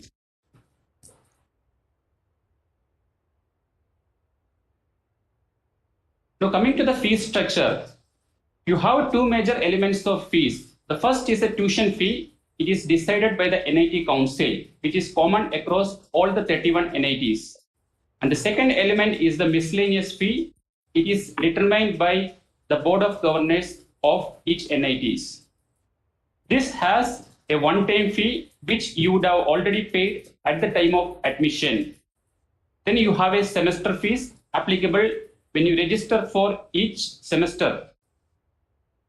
You're also liable to pay an annual premium for the Mediclaim policy, which may keep on changing from year to year based on the lowest tender submitted. Now coming to the fee remission part. The miscellaneous fee is not applicable to students from SC, ST, OEC and OBCH category from the Kerala state and availing e-grants. Please remember the point, you have to apply for the e-grants. Only then you are eligible for this exemption. All other students are required to pay the miscellaneous fee in INR.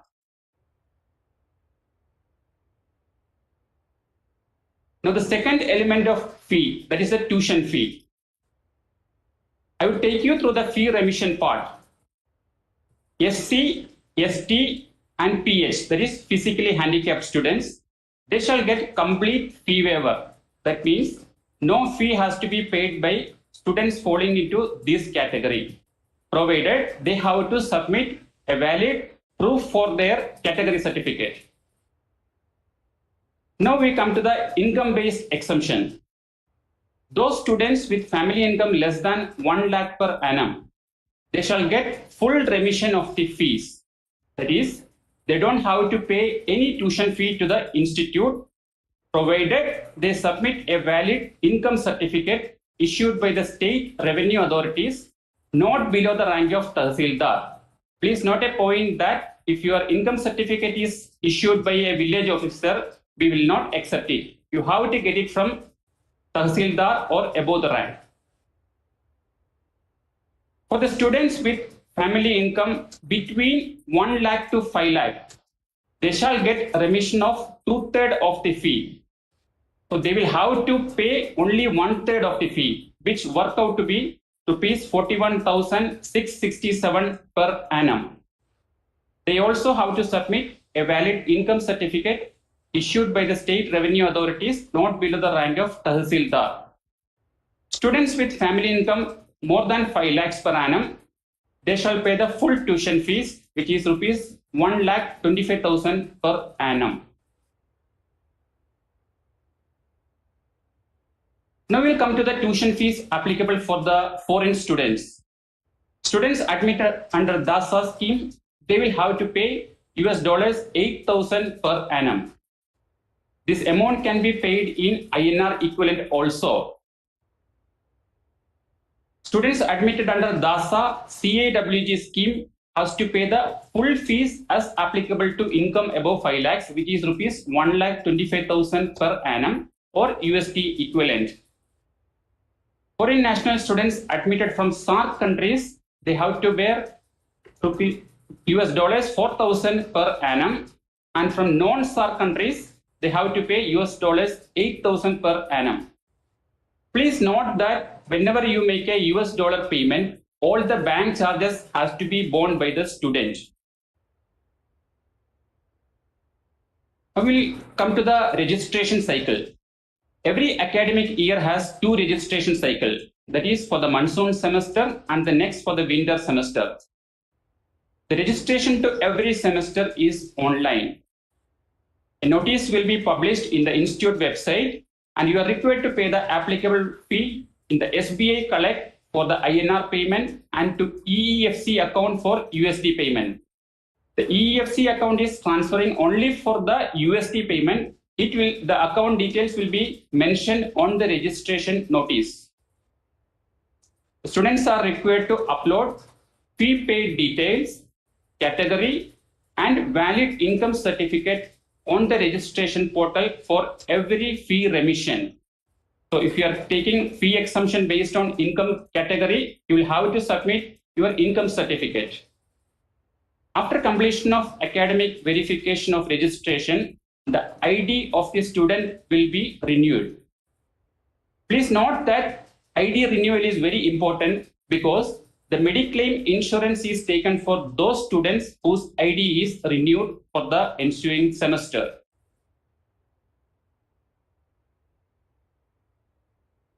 Now we'll come to the scholarship part. As you know very well, the scholarships are taxpayers' money. Any misuse, wrong declarations, and producing of forged document is a serious offense. Students will get only one scholarship, and institute will attest or forward only one scholarship. And students have to select judiciously the scholarship which they are going to apply. The scholarship, once forwarded by the institute, cannot be reverted. You are required to apply well in advance because do not wait for the last date of submission. The academic section has limited manpower, so you have to cooperate in this submission of documents.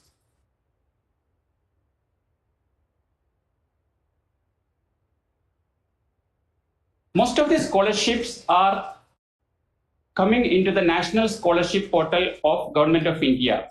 Please visit the website www.scholarships.gov.in for the details.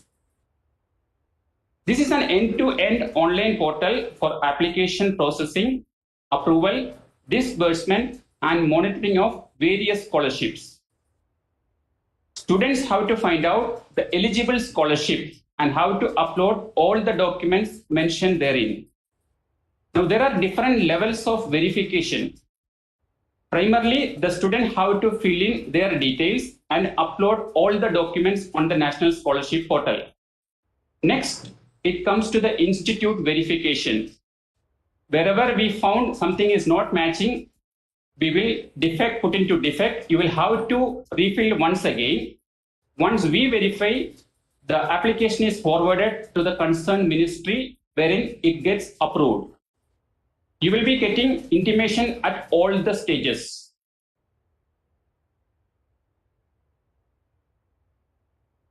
This slide shows the various schemes applicable on the National Scholarship Portal. The schemes are managed by different ministries or department. Please go through the detailed scheme guidelines available on the NSP portal. Each scheme has its own eligibility and the financial assistance associated with this scheme. I will be taking you through few of these schemes which our students have applied in the past. The first is a merit cum means based scholarship. This scheme is implemented through the Ministry of Minority Affairs. You have to apply through the National Scholarship Portal. The eligibility conditions are mentioned here. You may check with the concerned ministry website for any update on this eligibility requirements. This slide shows the financial assistance available to you once you get this merit cum means based scholarship. You will be eligible for a course fee, a maintenance allowance, etc.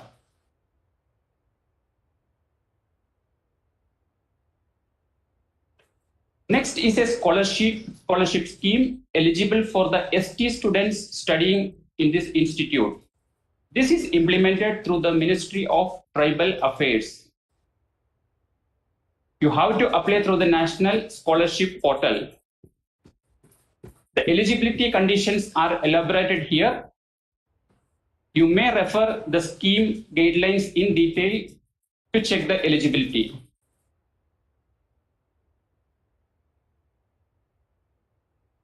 The financial assistance available under this scheme is listed here. You will be eligible for tuition fees, books and stationery, living expenses, and a computer. So this is the financial assistance available for the ST students once you get this scholarship.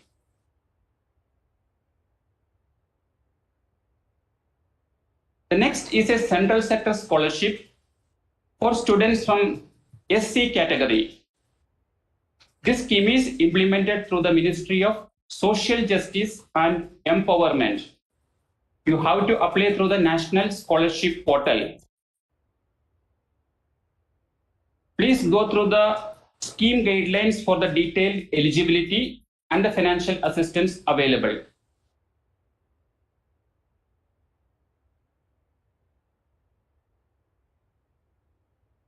The next is a central sector scheme of scholarship for college and university students.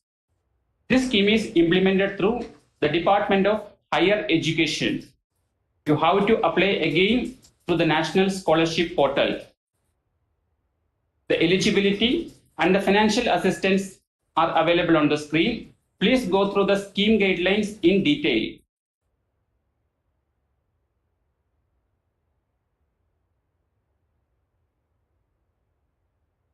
Next, we have the post-matric scholarship for minorities, which is implemented through the Ministry of Minority Affairs.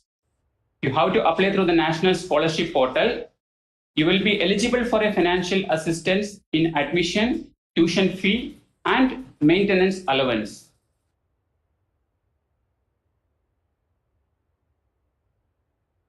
So with this, we have completed the scholarship available from the National Scholarship Portal. Now we have the scholarship to students from other states, that means out of Kerala. The students from most of the states like Uttar Pradesh, Rajasthan, Madhya Pradesh, etc., they have their own state scholarship cell. Students are required to get in touch with this cell and understand the requirements, the last date, and the documents required for submission. Please get in touch with the academic section. We will enable to process all the required documents on time and submission if required. Next is e-grants. This is an online centralized system of disbursement of scholarship for the students falling under SC, ST, OBCH category from the state of Kerala. Please visit the website egrants.kerala.gov.in for more details of this. The eligibility conditions are listed on the screen.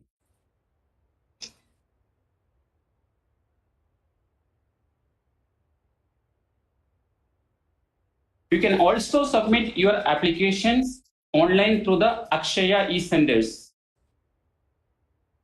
The documents that are required to be submitted are displayed on the screen. Please go through them in detail. This is one of the scholarships which many of the students would be applying.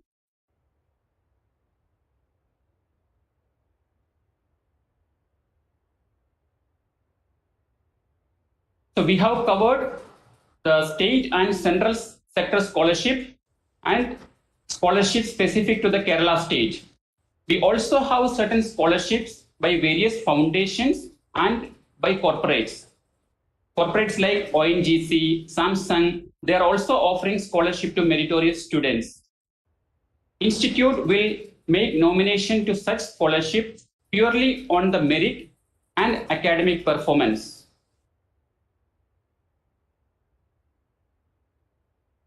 This is a scholarship available to the DASA or CAWG category. Please visit the website spdcindia.gov.in. You may get a benefit of up to $4,000 per annum.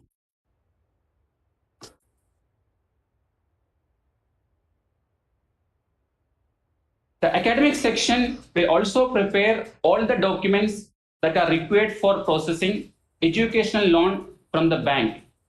We have a State Bank of India located at NIT and dedicatedly working for the NIT. You can approach the bank for getting education loan. We will prepare all the documents. We can also get in touch with any other banks and the documents shall be forwarded from the institute, like the fee structure, bona fide student certificate, etc. Please ensure that you transfer the money in the form of DD and do not transfer directly to the institute account, because the institute will be getting the number of transactions will be very high that we will not be able to monitor this kind of transfer from the SBI for the education loan. So I request you to go through this slide in detail, because the last date for the scholarship will be the end of December for most of the central sector schemes, like for the SC students, ST students. Please apply well on before the time and do not wait for the last minute, so that we can prepare all your applications, bona fide certificates, etc. and send across to you. You will have to upload on the NSP website, and we are required to verify the same. In case of any doubt or clarifications, please get in touch with me. My number and email ID was displayed on the first slide. I'll be always there to assist you in this matter. Wishing you all a successful career at NIT Calicut. Thank you.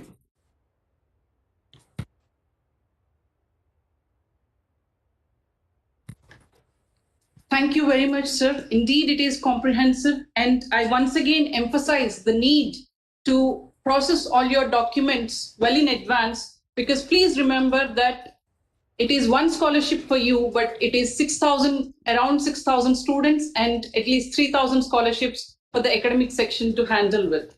So on that note, I would now like to take you to another important segment of today's orientation program.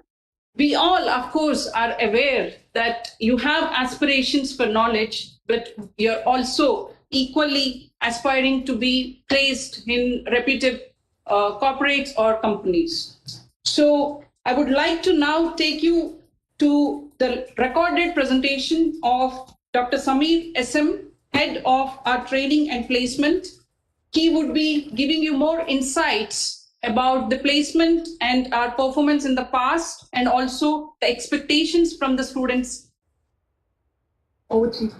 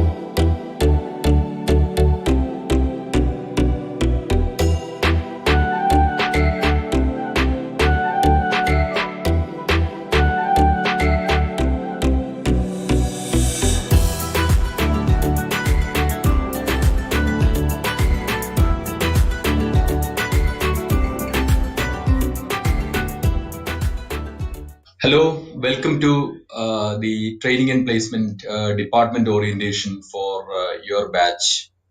You are a very special batch. You are starting your academic session in the virtual fashion, and so is this orientation. Your classes are also going to be held virtually, and this is basically to give a preview on what's in store for you from the Department of Center for Training and Placement Department, NIT Calicut.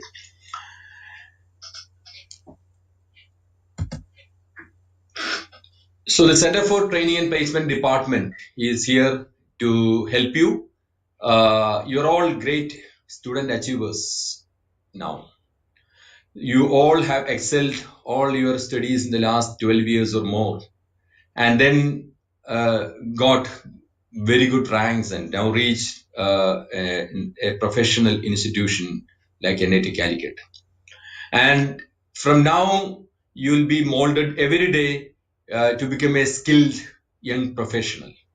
And you'll be learning quite a lot in this process over the next 4 years. But this 4 years is not really far away as far as this Center for Training and Placement is considered, because we have many things in store for you. Mainly, when you reach your fifth semester, you'll be participating in the internship drives, basically. So it will be happening sometime starting from 2022 July onwards, when you are in S5. And you have internship opportunities of different ways. Like you have a summer internship possible from 2023 May to 2023 June. And your batch probably will be getting another internship opportunity by way of one semester internship opportunity from 2023 December to 2024 June. And you also will have opportunity to participate in the campus placement drives starting from 2023 July, when you will be in S7. And from 2024 July onwards, you will be joining in your professional careers. So you are a really special batch in the sense it would be just like a 2020 match. So time will be, running just like that, and within no time, you'll be associating with this department for your internship drives and for your placement drives. Now, this center will cater two kinds of activities. One is the training sessions that we impart by way of lectures from industry personnel, career guidance talks, and other orientation sessions that we give from time to time to sensitize on the opportunities that are coming to your way from various companies. Now, if you look back, the latest statistics for the current, the immediate pass out batch, the 2020 batch of BTech, if you look at, and MTech, we had a total placements of 645, and out of which about 459 are the UG students, comprising of BTech VR program, and about 186 PG students. And the package for the UG students range from 9 lakhs per annum to 50 lakhs per annum. So I'm sure that you're all eager to figure in this particular list when I present it at a later date. Regarding the placement statistics of your batch, and you would like to be figured in placed in a company which offer perhaps a very good salary, right? So this is your ambition, and this is the ambition of your parents and your teachers. And if you look at the branch-wise statistics of UG placements, you can see that the numbers vary from something like 125 to 8, but you can also see that the denominator is also different, because a number of students admitted in different departments are different. So, and the number of students reaching the final year and eligible to sit for campus placements also will vary. So you all have to work really hard to be able to participate in the internship and the placement opportunities in your third year and fourth year respectively. Right. So looking at these numbers, you may think that, there are a lot of students who are getting placements from various branches. Is everything safe? Can I just stop studying or start relaxing? Because many of your coaching institutions would have already told you that, I mean, this is the time for hard work, this 10th, this 12th, this 11th. And if you put in a terrific effort during these 3 years, 2 years, then you'll be able to land on a professional college and thereafter you will be able to relax. No. That is basically a kind of coaching that they impart to make sure that you come out as successful candidates cracking all these competitive exams. But once you reach a professional college, it is your responsibility to make sure that you perform on a continuous basis on the skill sets that are required to be maintained to crack offers. So therefore, you cannot just start relaxing, because if you look at the academic curriculum of any institutions, be it an IIT, be it an NIT or any state college, and look at the skill sets that the industry demands, you'll be able to see that always there would be a gap between what the industry demands and what the academia offers.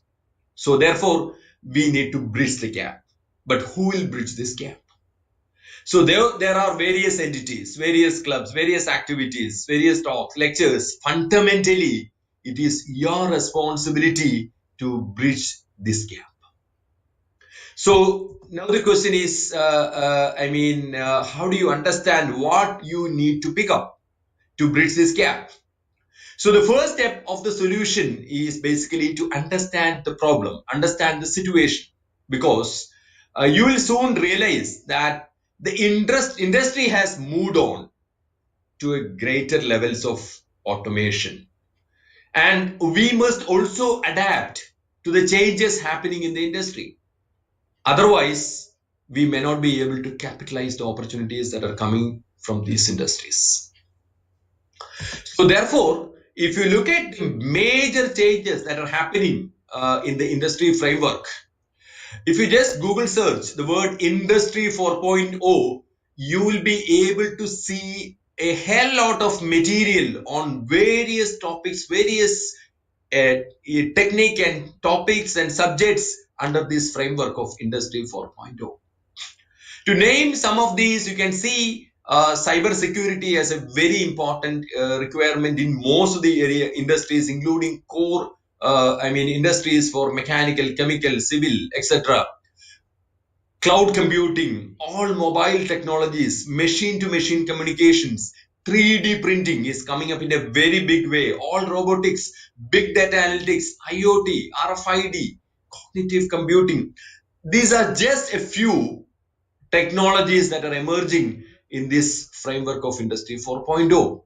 But what you need to realize is that irrespective of the domain of the company, whether it is a company for chemical, company working in software domain, or company for electrical engineering, all companies are engaged in some domain, some technologies related to Industry 4.0, so that no student, irrespective of this specialization where they study, can keep away from the technologies related to Industry 4.0. So therefore, one important aspect of this bridging of gap is to acquire the knowledge and skill set required to grab the opportunities in this area, especially in the opportunities that are coming in the new decade. And you would be passing out at the right time, maybe in 2024. This will be a great boom you'll be able to see in these technological domains. So in one sense, you can see that automation is the key. And the skills required to survive in this world are basically mainly three. You can see that you need to develop your algorithmic problem solving ability. Now I know that you are a great problem solver, in the sense you are fascinated with problems in physics, chemistry, mathematics, etc. And you have the great ability to solve problems on paper. But then you need to develop solutions which can be applied to engineering problems. So therefore, you need to develop your skill of algorithmic problem solving. And then you also need to, in order to do this, you also need to acquire skills to communicate with machines. So in this new world, we need to communicate with machines most of the time, and we also need to communicate with fellow human beings. So you need to learn skill set to communicate with machines. Like you need to have good programming skills in languages such as Python or Java and C or C++ and so on. But if you want to communicate with fellow human being, especially in the professional front, you need to have a good command or English. So therefore, you need to, improve your communication skills, both written as well as, comprehending abilities, basically, and oral communications, apart from communicating with ability for communicating with machines and developing your problem solving skills. I'm not going to discuss this, but in the next 2 years, this first year is going to be a big, tight kind of a schedule. I'll not ask you to do anything in this first year. But then in the next 2 years as a whole, if you look at, you will come across some of these. If you are not, then probably, I can say that you are not really keen on exploring the skill set required for the next decade, the Industry 4.0, and you are not really keen on getting an internship opportunity or a campus placement opportunity. So therefore, take a snapshot of what is being shown here. Some are basically platforms which will enhance your skill set in various domains. Some are platforms for improving your coding skills. Some are platforms for putting the codes that you develop, and some are for clarifying your queries and concerns on these. So for now, please study well, okay? Clear all your subjects in the first attempt itself. I know that you are all probably are respective school toppers, but this is a very competitive world where almost all school toppers are in one class. So therefore, everyone cannot be the topper here. Everyone cannot be achieving a CGPA of 9 or more. But then you need to maintain a good CGPA, maybe 7 or better, to crack most of the opportunities that are coming to your way, because CGPA forms one of the first filtering criteria by any companies, right? And also focus on the relevant skill set, which I have just highlighted, and wish you all the best for your journey for the next 4 years from the team here at TNP right now, and myself and my colleagues here wish you all the best. Do well and capitalize all the opportunities that are coming up in your way. All the best. Thank you very much, sir, and the team TNP. We extend our sincere thanks to the team TNP. I'm sure your time in NIT Calicut will turn you into a young and abled professional who is equally trained to communicate with machines and fellow human beings. On that note, I would also like to give a quick roundup of today morning's events. We have heard from the chairman of UG Admissions. Sir has presented the statistics and also other relevant information with respect to the admissions. And we also have a welcome address and inspirational words from our Honorable Director, Madam Sati Devi.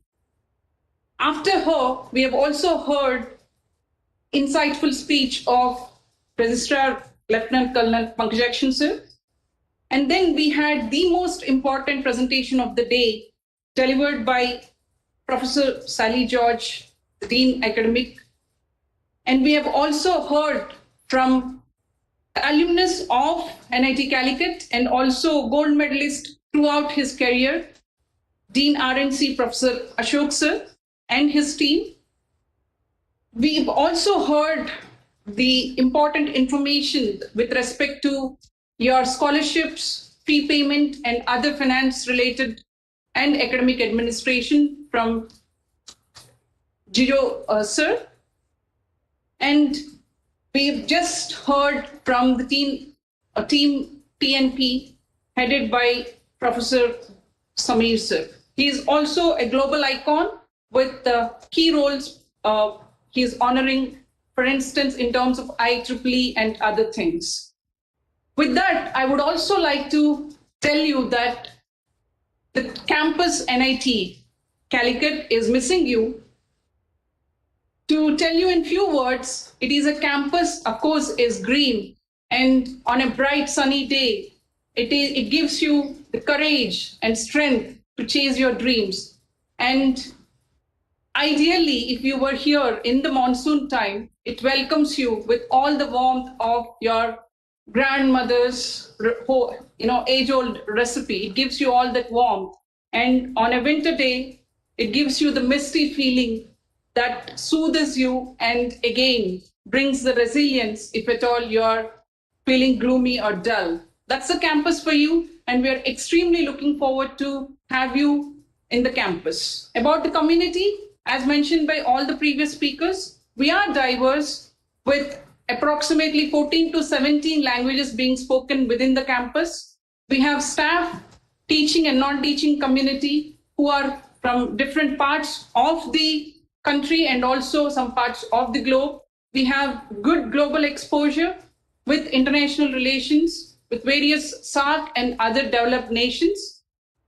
And on that note, I would also like to tell you that I am from Andhra Pradesh. I'm myself Dr. Deepthi Bendi from Department of Architecture and Planning. I speak 3 languages comfortably. And now I'm actually handing over to Dr. Ashish Avasthi sir. In simple words, he is the man who makes you feel like homecoming.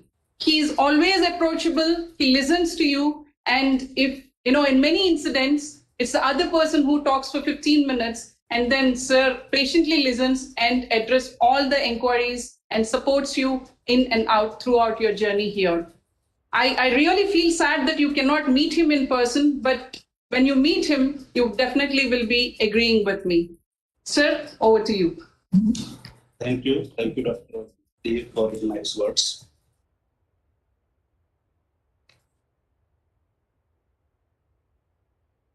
Respected dignitaries, our Honorable Director, Professor Sati Devi, Professor Sali George, Dean Academic, Admission in Charge, Dr. Sunil Jacob John, our beloved Registrar, Sri Pankchachan K, Deputy Registrar, Sri Jijo CV, Dean Research and Consultancy, Dr. Ashok, Professor Training and Placement, Dr. Samir, Deans, faculty colleagues, staff, our beloved students, and esteemed parents. A warm good afternoon to all of you. Namaskar. So already in the morning, you have already attending this program and you have gone through with various presentations in connection with the academic, administrative, and scholarships. You might have got a glimpse of overall about the academics as well as finance related things since morning. So I would just brief about the BTech first year program here.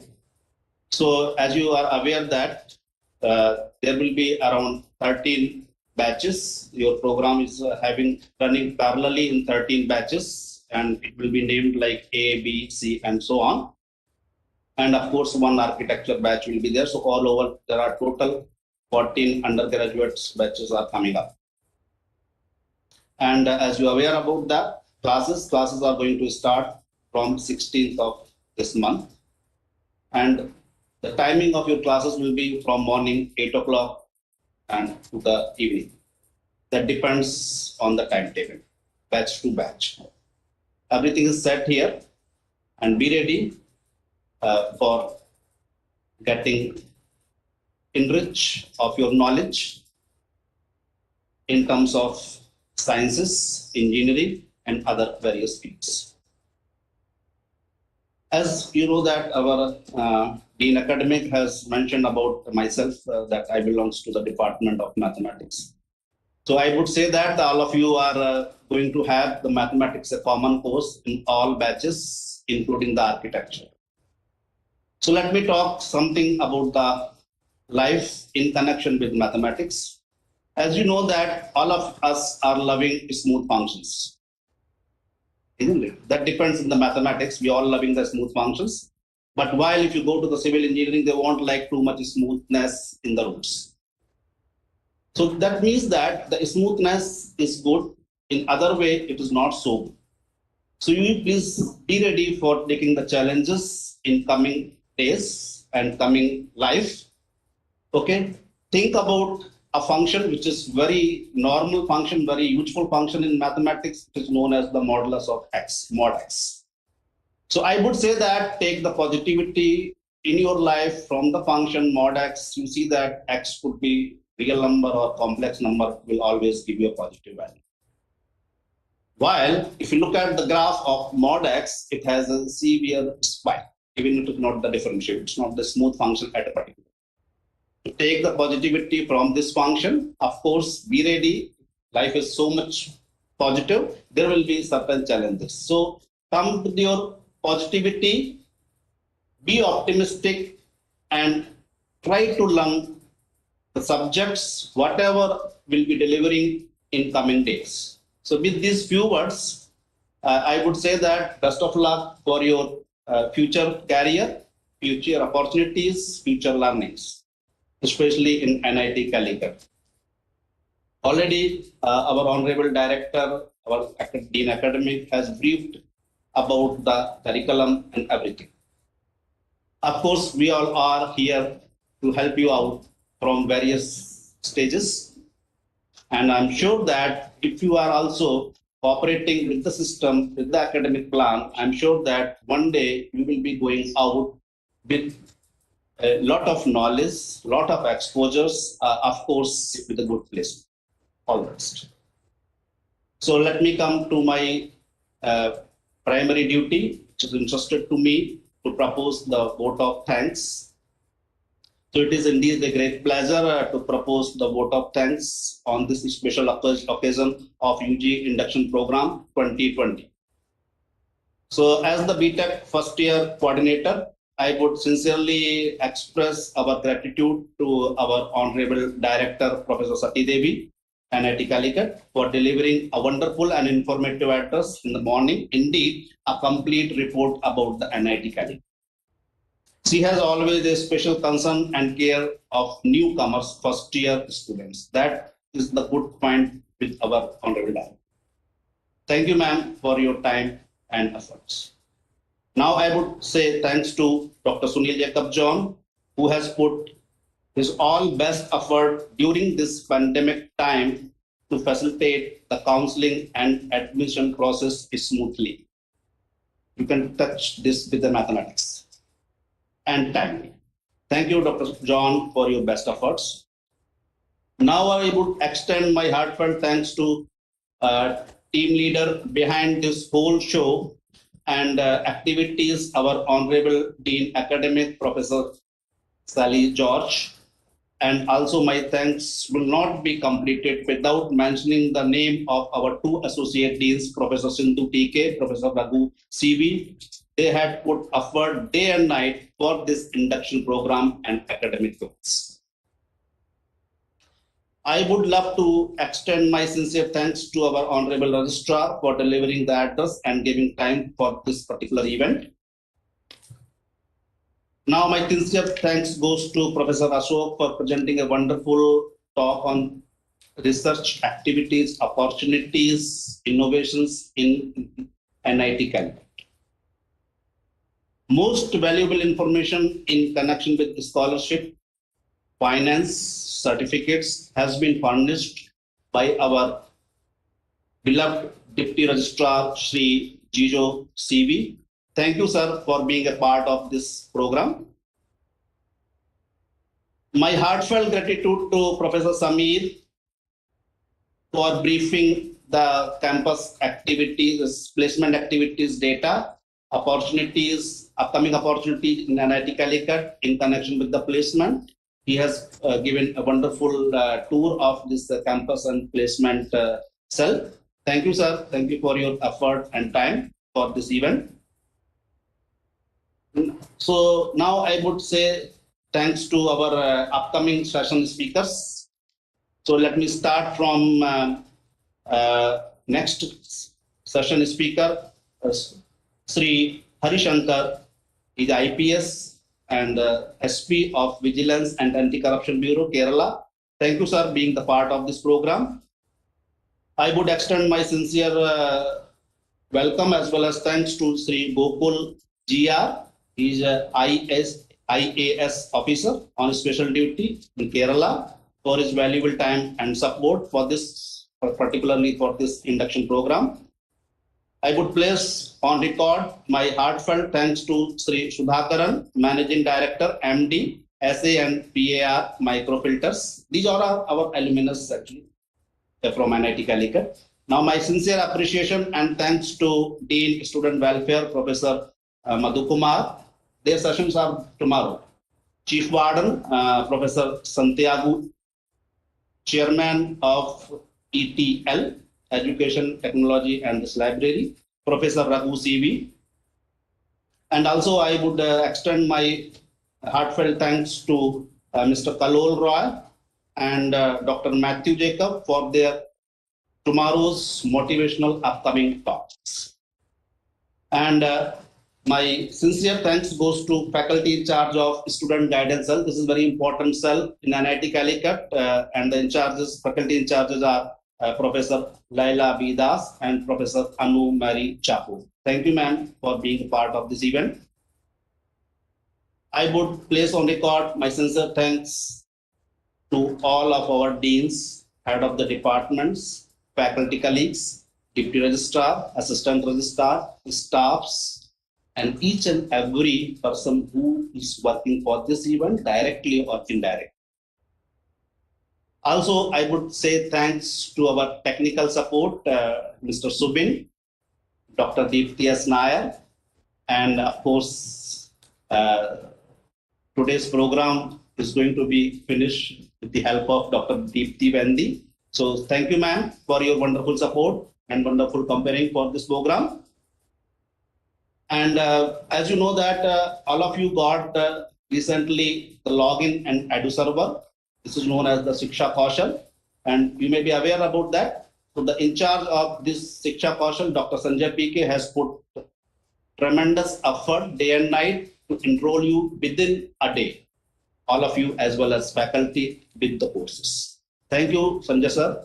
And as well as for this program, live telecasting support was extended from Dr. Poonami P from Computer Science Department. So my sincere thanks goes to Madam for technical assistance for this program, as well as to the webmaster of NIT Calicut for making this program live to all of you across the globe.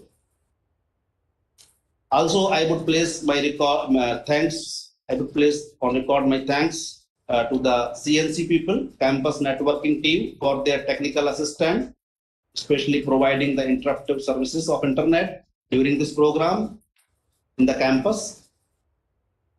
So with this, I would also say thanks to our all viewers, especially the students and their parents, for their cooperation, for their sincere interest for this program, as well as to this institute. Thank you one and all.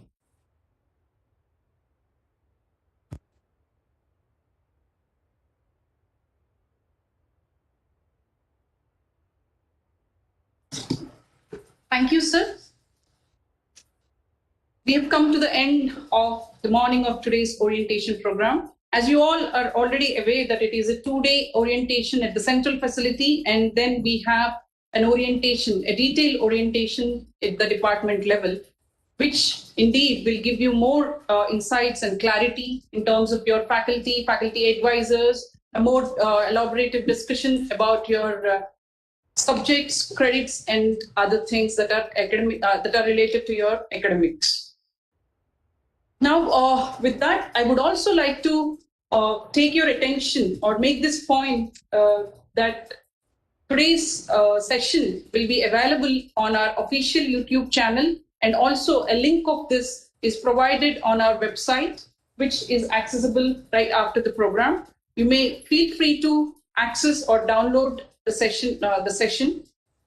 May I also add that the recent convocation that we have successfully organized on 28th of November, we have wonderful and inspiring speeches delivered by the guest of honors and also our board of the chairman of our board, BOG, and other faculties. So if you're interested, you may also visit them and listen to them. With that, I would be signing off.